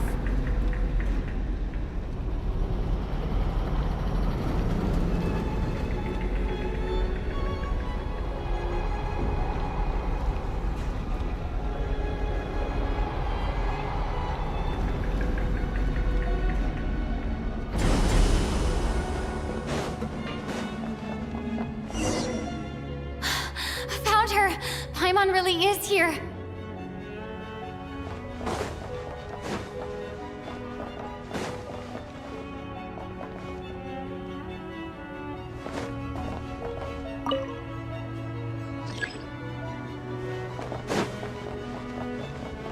Mitya! Is this the laboratory he works in? What happened here to trigger the curse of death again so soon? I'll have to ask him when he wakes up. Finding Paimon has to take priority now.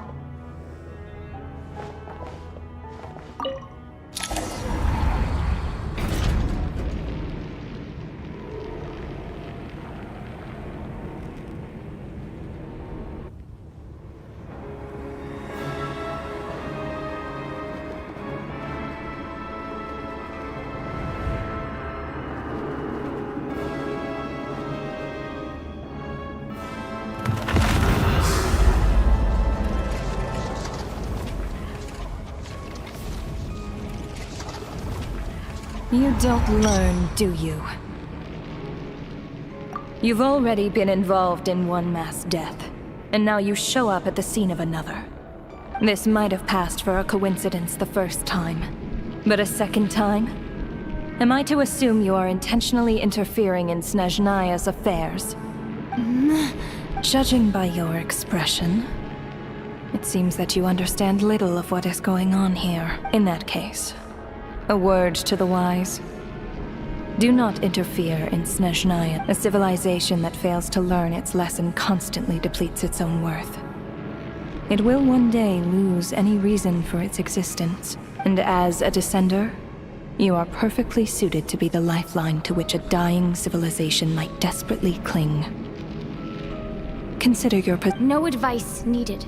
I'll make my own judgments. Suit yourself. When the day of reckoning arrives, not even a descender can hope to escape unscathed. The time for resurrection fast approaches. The mortals here are not yet worthy to behold my form. So that will be all for today.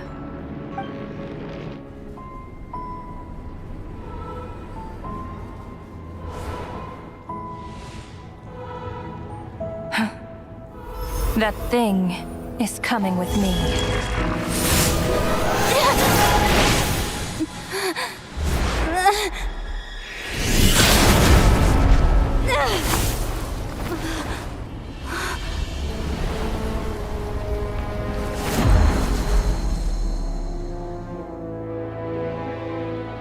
You awoke sooner than I thought. The curse of immortality is stubborn, unable to enter the ley lines, yet not content to remain a spirit. Ruler of death, what do you want? You perplex me. Both you and you. That thing may be a creation of Celestia, but it possesses none of Celestia's power, let alone authority. Your obsession with it baffles me. No matter, the resurrection will soon begin. It's worthless anyway. I'll reclaim it next time.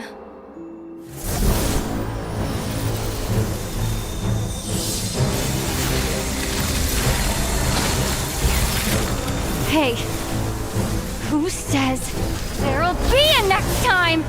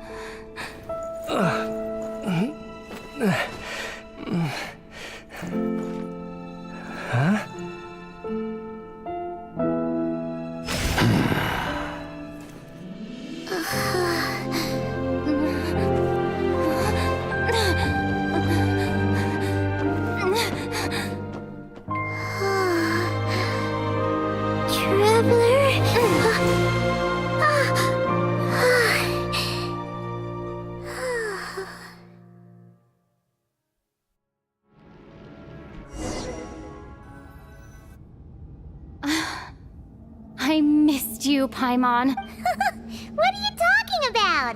We haven't even been It was... different this time. You seem to be in pretty good shape. Yeah, Paimon's back in tip-top condition. It's the weirdest thing.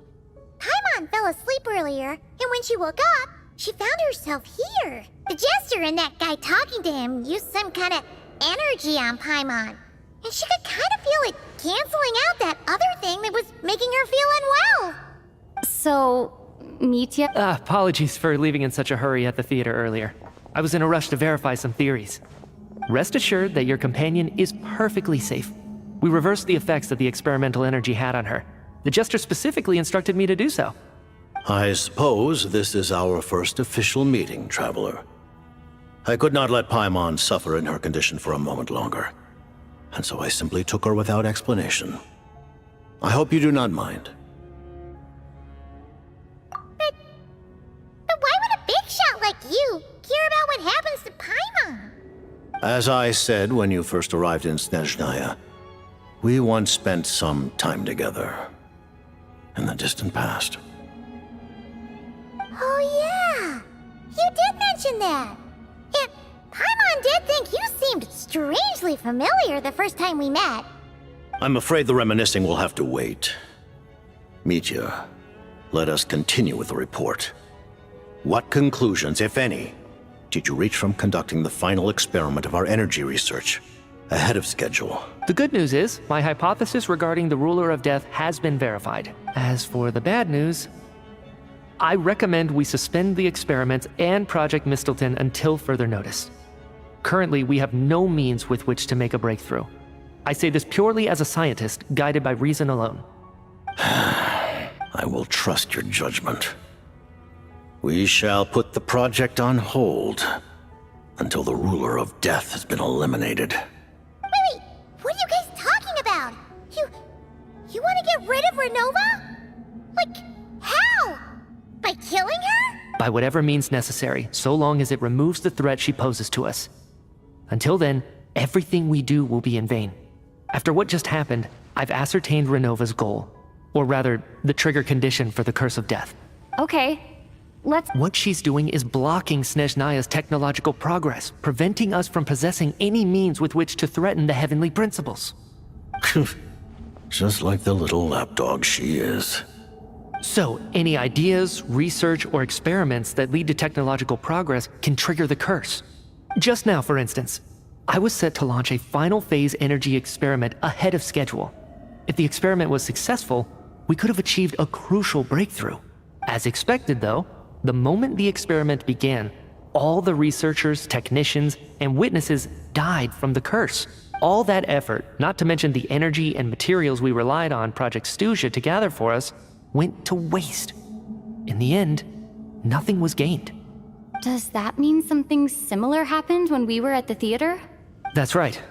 During the performance, I thought of an important breakthrough regarding the experiment, and wound up dragging everyone into this.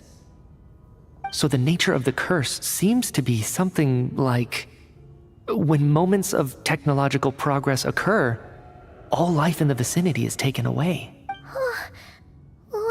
Of course, that meant the curse was normally limited to the Armory Palace. Since outsiders are forbidden from entering, this mass death phenomenon went unnoticed, until Odette came along. I believe she was the first witness. The Curse of Death was triggered just before she infiltrated the Armory Palace that day. But you mentioned something about a final stage experiment. Doesn't that mean you've actually made some progress? That's right. Even with the gods locking certain key components out of reach, humanity can still advance technology in incremental steps accumulated over time. But, as I'm sure Renova anticipated, even incremental progress has its limits, a point where the truth you're seeking must be put to the test in an experiment. You mean, the experiment you were just about to do? Yes, we were at a critical juncture, a moment where the quantitative was about to translate into fundamental qualitative change. With this single experiment, we could have brought everything we've worked for to fruition. But now, after already being forced to fumble around in the dark all this time, it feels like we've truly hit an impenetrable wall. As long as Renova's Curse of Death persists, we won't be able to advance the experiment or obtain any results. And with Project Stuzha having been in effect all this time, at our nation's current strength, repeated trial and error is simply unsustainable. Only by eliminating Renova first will it be possible to continue advancing our plans. But she's the ruler of death! She can just kill whoever she wants, right? That's gotta be the scariest power ever! Is it even possible to beat her? We'll see. But one thing's for sure. She definitely can't just do whatever she wants. The best proof of that is me, standing here, very much alive. You're saying... Wouldn't it be easier to just kill all of us researchers for good? Why resurrect us over and over again? Why let us advance our technology to this point? So, you're saying even the ruler of death has limitations Exactly.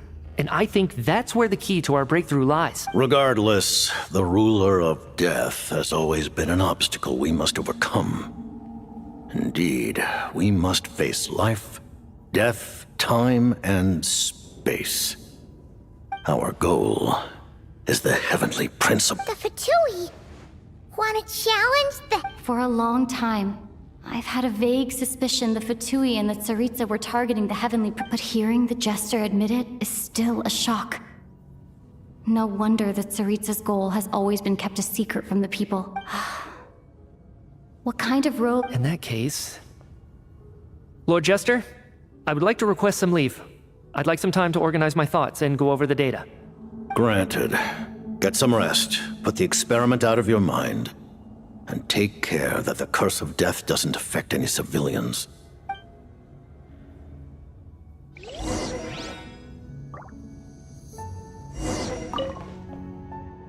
While there is yet time, allow me to offer you my hospitality, honored guest of Snezhnaya. I remember hearing the term Mistleton from Columbina. Yeah! Paimon wanted to ask about that when the name came up just now. What is it? Paimon's heard of Project Stuja, but... As you know, Project Stuja is a series of measures enacted to consolidate our nation's resources, the greater purpose of which is to serve Project Mistleton. Many of the things you have encountered thus far are essentially for the advancement of that project. This includes the Kuvaki Experimental Design Bureau in Notri. Researching Kuvaki was merely a facade. Its core objective was to use local resources and research findings to build Mistleton itself. And that's a weapon built for the final battle against the Heavenly Principles. Huh? I was given some intel, and I made some deductions. Wait... You must mean that thing over there! Oh, Paimon's gotta take a closer look at this thing.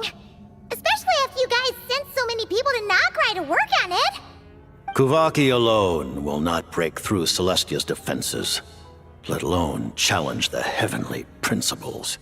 The Heavenly Principles are no doubt accustomed to combating the power of the Light Realm, and elemental energy is simply the power of the human realm, converted to that form by the Heavenly Principles themselves.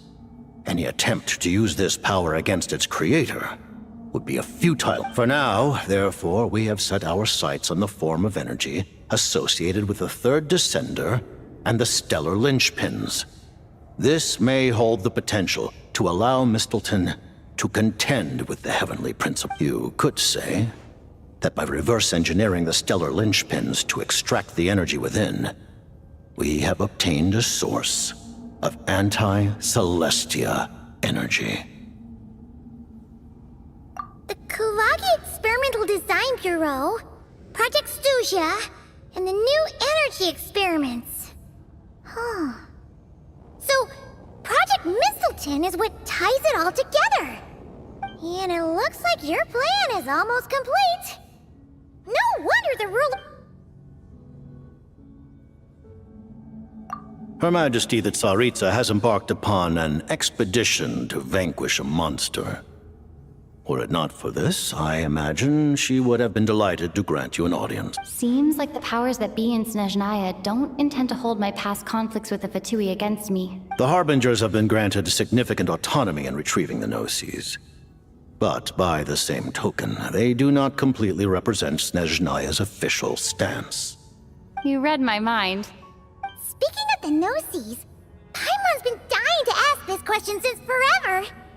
Why exactly does the Tsaritsa want to collect them? Is it something to do with the... The Gnosis will undoubtedly serve as a key bargaining chip when she confronts the Heavenly Principles.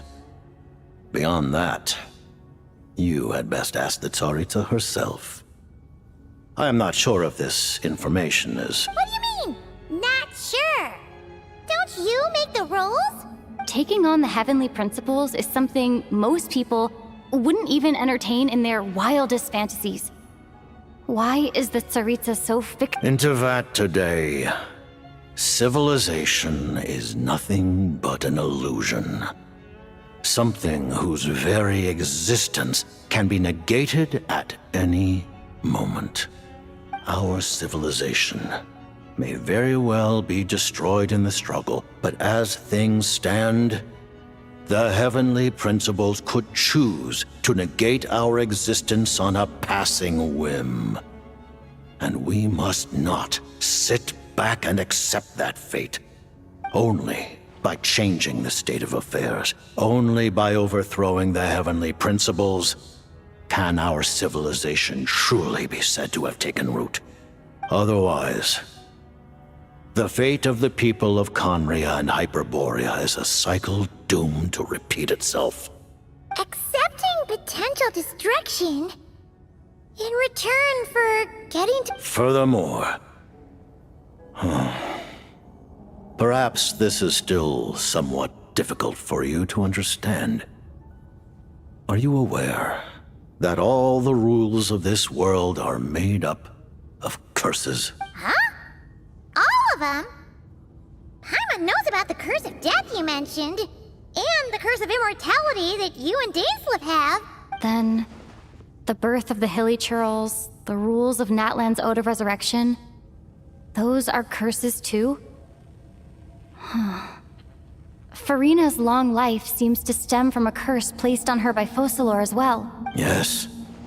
Even a god's love for humanity is a curse the heavenly principles inflicted upon the god. What? The Tsaritsa has always had ample reason to hate the heavenly. If she can seize their authority, she will reconstruct the entire world, and when that time comes, humanity will be completely liberated from curses and lies. Look forward to it. It will be a world beyond. Though the ordinary people of Snezhnaya may not understand these details, in this frigid land locked in a ceaseless struggle against the environment, in this nation to which the gods have never shown favor, we all believe that standing in solidarity with the Tsaritsa in our shared struggle will surely usher in a new and better world.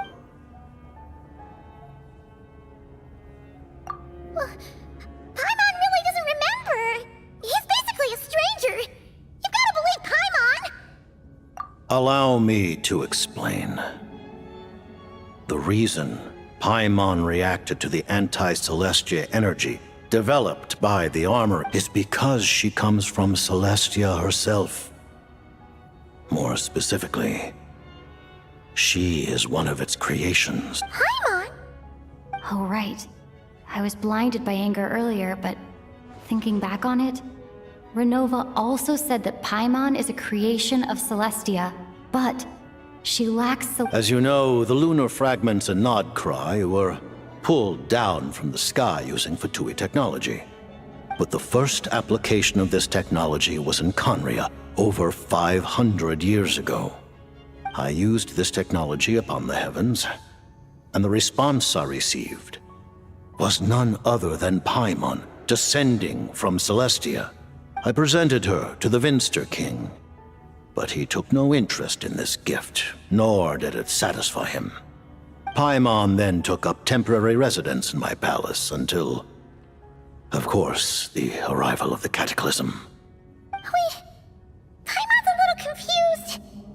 You're talking about things that happened in Conria 500 years ago. You're saying Paimon was there for... But Paimon doesn't remember any of that. Falling from the sky? Being given away as a gift? Having lived through the Cataclysm, perhaps you too were burdened with some manner of curse.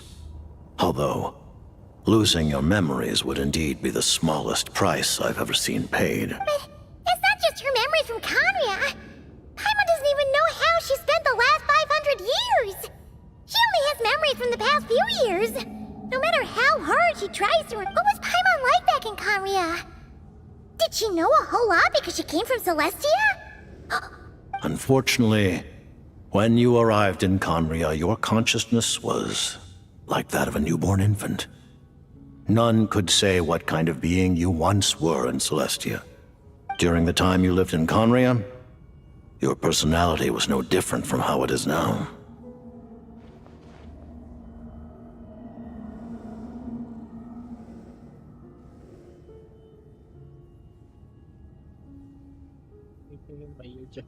Aw, man! Paimon's plan to get her memories back and become super smart is ruined before it could even start. You know, even though Paimon lost her memories, she still feels weirdly close to you for some reason. That must mean you took pretty good care of Paimon back then. On the contrary, I completely ignored your existence. I was entirely focused on my struggle against Corrupted Tier the Wise. But now, as I see it, it is as if you are the only sane thing that survived that era of insanity. And thus, are worthy of protection. Noted. Man, Paimon's gotta stop projecting friendship on everyone she meets. But, Traveler? Even though you know Paimon's some creation of Celestia now, you still want her, right? You're still You're not going to abandon her? Oh, phew! That's a relief. Paimon's just learning about this too. She's barely even processed it.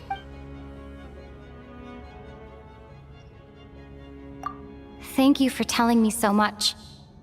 Given the circumstances, the Fatui need not hide anything from our allies. To advance Project Mistleton, we must first resolve our issue with the Ruler of Death.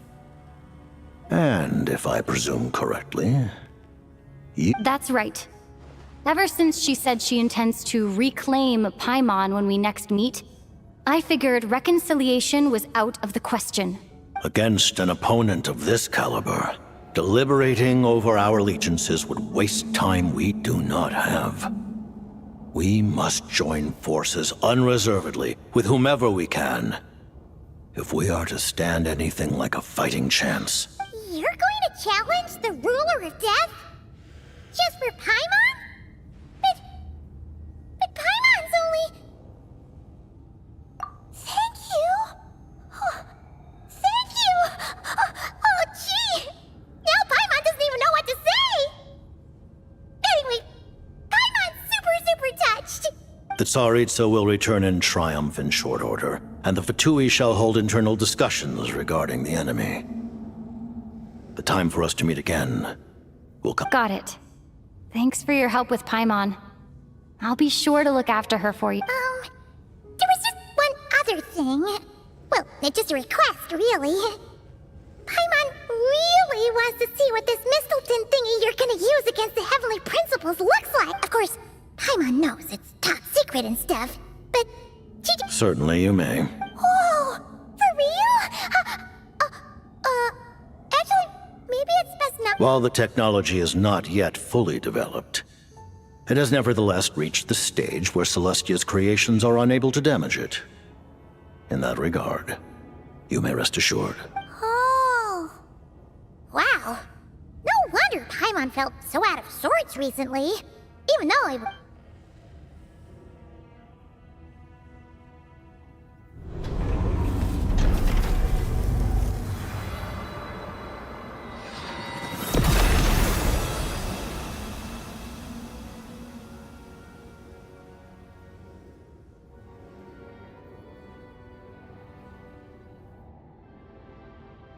ये power of एबिस type का नहीं लग रहा है,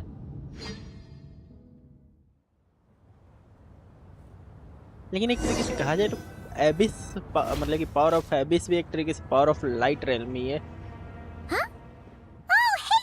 Paimon? You're okay. Long story short, yep, Paimon's all better. That's right. When I woke up, I wanted to go in after you, but the guards had woken up as well.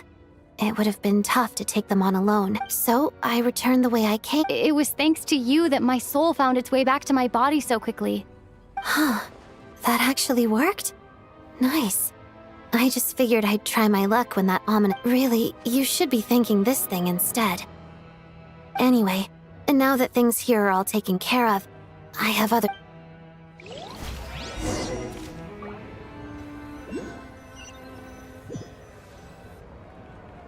Ah, Director Chuganov, you're back. We just received notice that Project Stuzha has been suspended, so we've convened an emergency meeting. This is the preliminary plan.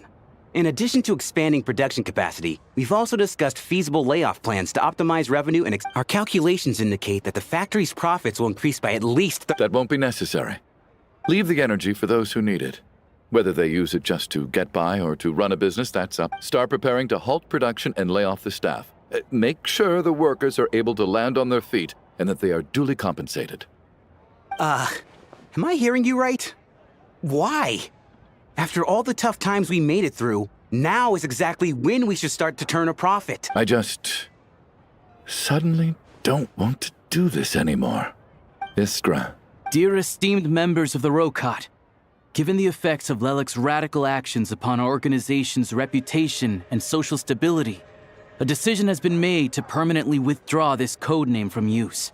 Considering that Lelik did what they did for the benefit of the people, the Rokot has nevertheless negotiated with the authorities, ultimately securing a waiver for all penalties due to Lelik will be suspended for a period of time.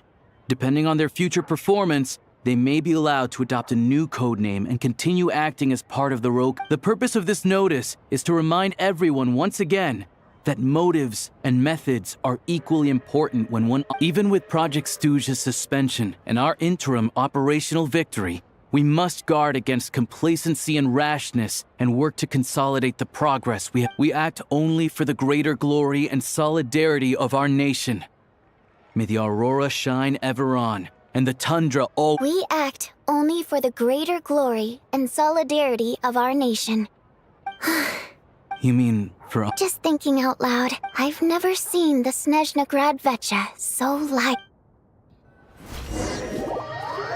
It's good.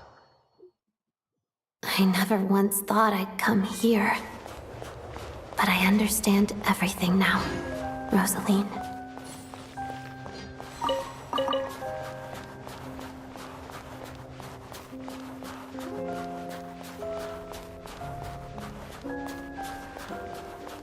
For that.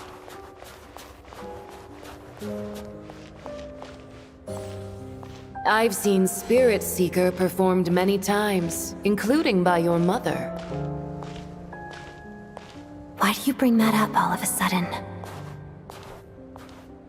Even though the choreography is always identical, every dancer finds a way to make it.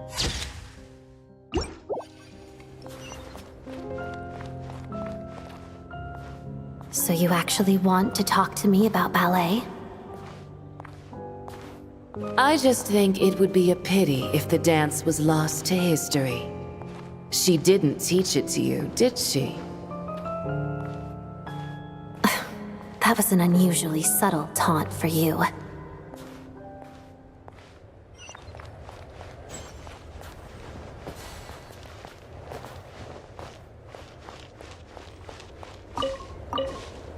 We embraced one another on the snow-swept plains, melting the ruthlessness of time. But when our bodies, in pieces, are cast to the winds, what of our love will remain behind?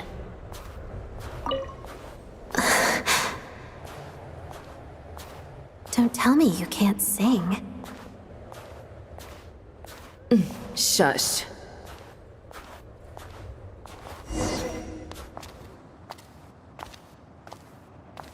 A cutscene. I understand her hatred. The Fatui robbed her of the life she should have had. I never opposed her dancing. Yet still I became an enemy of her ballet. I'll just keep my distance. Many despise me. I'm used to it. You're certainly not one to shy away from confrontation. But children, they need a different approach.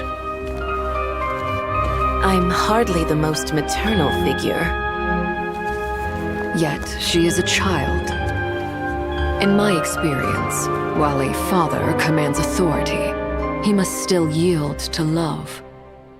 You should tell her what you think about her dancing.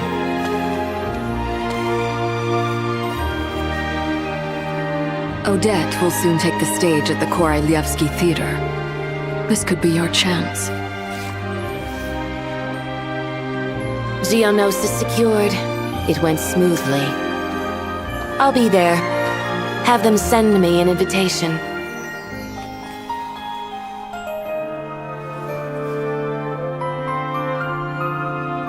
Sadly, things didn't work out. Her final words are inside that block of ice. This? Aren't these for monitoring her subordinates? Not yours. This one isn't her witch's flame, but my two worlds' flames. The two worlds' flames can burn away memories. It was my parting gift to Rosaline.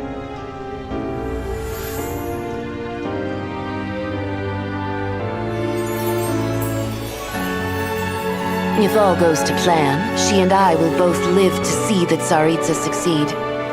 I believe she'll find peace. But if anything happens to me, she needn't follow in my footsteps.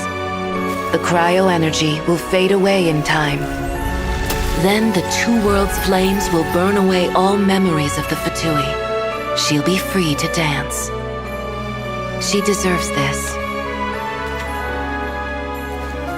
I will handle the aftermath.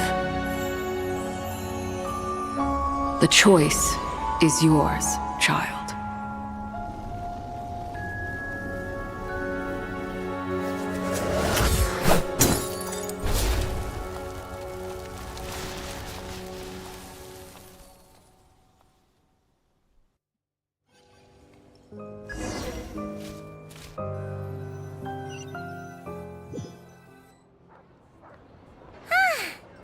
Sometimes of moment where we can't Paimon's head say isn't anything. spinning anymore, and the fever's all gone. Paimon's finally free to fly again. Oh, it's nice to finally know where Paimon came from, too. It's different. Like, who cares if Paimon's a creation of Celestia? She's probably not anyone that important. Probably just the fairy of food and and like you said, this doesn't have to change anything between us. You're not gonna just... Hey, hurry up! Why are you walking so slowly? You've spent the last few days lying in bed and stuffing your face. I didn't think... Says who? Paimon's as agile as ever. They don't call her White Floaty for nothing. Paimon originally... Wait. They've got light novels from Yai Publishing House here, too. Huh? The local Snezhnaya books look pretty interesting, too, but... Also... I thought you were in the mood for flying. Paimon can read while she flies. Hey! Look at these two dolls! Which do you like better? All right, boss! Oh. I thought we were only getting one. All right. There you are. Thank... Paimon will grab then. Huh? Huh? How many layers does this thing have? And what are you laughing at? Huh. You knew... A whole bunch of people are gathered over by the plaza. Hey, look! That looks like Tartaglia! Hey! I know that voice. Of course. If it isn't Paimon and my old... Yeah! The jester knew I was wrong and fixed Paimon right up! Oh, yeah. About that. That was... kind of embarrassing. Who could have known that our director would go looking for you in Oh, right. Let me introduce you. Hello, Tonya! Hello. Firstly, I'm really sorry about my brother. Sounds like he's caused you no end. Hey now, why'd you have to start with that? So she's the real... She said you two didn't manage to meet up at the theater. She waited ages for me, and when I didn't show, she got a little worried and went outside. I know, right? He didn't bother to say a word to me. I searched up and down the city for him, and he only told me about it when I finally caught him. I've been rushed off my feet lately, so I didn't get the chance to go home. I'm sorry, Tonya. I really am. I'll make it. Although the mix-up led to a series of misunderstandings, it's probably for the best that the real decides. It's obvious that Tartaglia isn't usually one to break a promise. No, it's fine. It just meant I didn't get to see the show in the end. By the way, what did you think? You were one of the first people. The best is yet. Huh? What kind of review is that? Hey, look!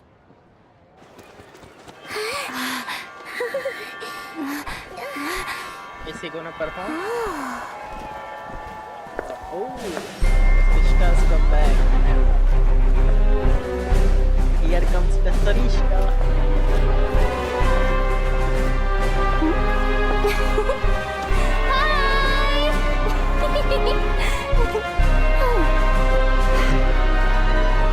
This maid, ये maid के घर पे electro आने वाली है, बताया जा रहा है, और ऐसा नहीं है कि सपोर्ट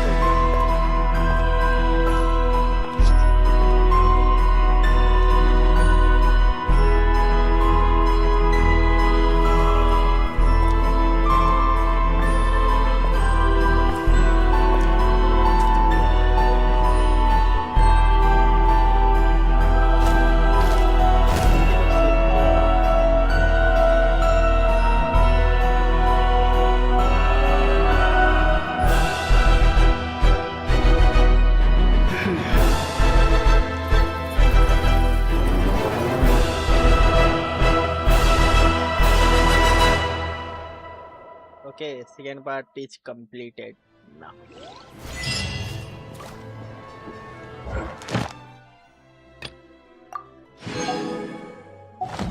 एक तो एक वीक देते हैं सब पूरा का पूरा स्टोरी कंप्लीट करने पे.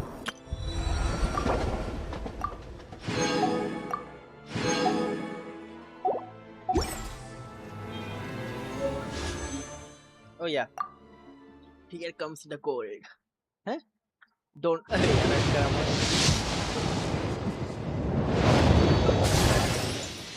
अरे यार अलोसा दे दो.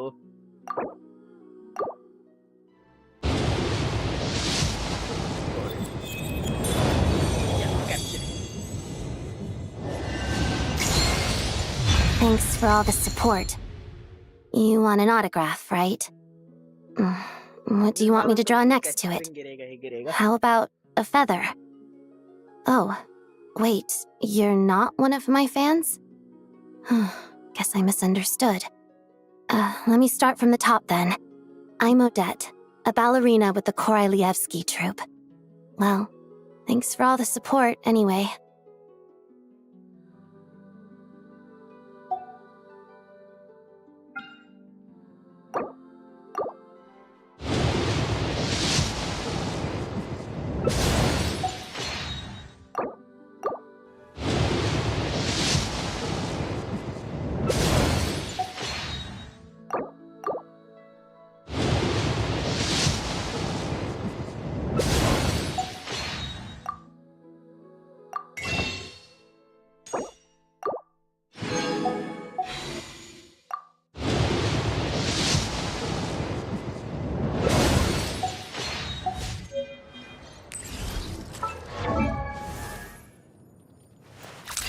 ओके चलो आज की स्टोरी यहीं पे खत्म करते हैं. खाना खाने का टाइम हो गया है. Bye bye.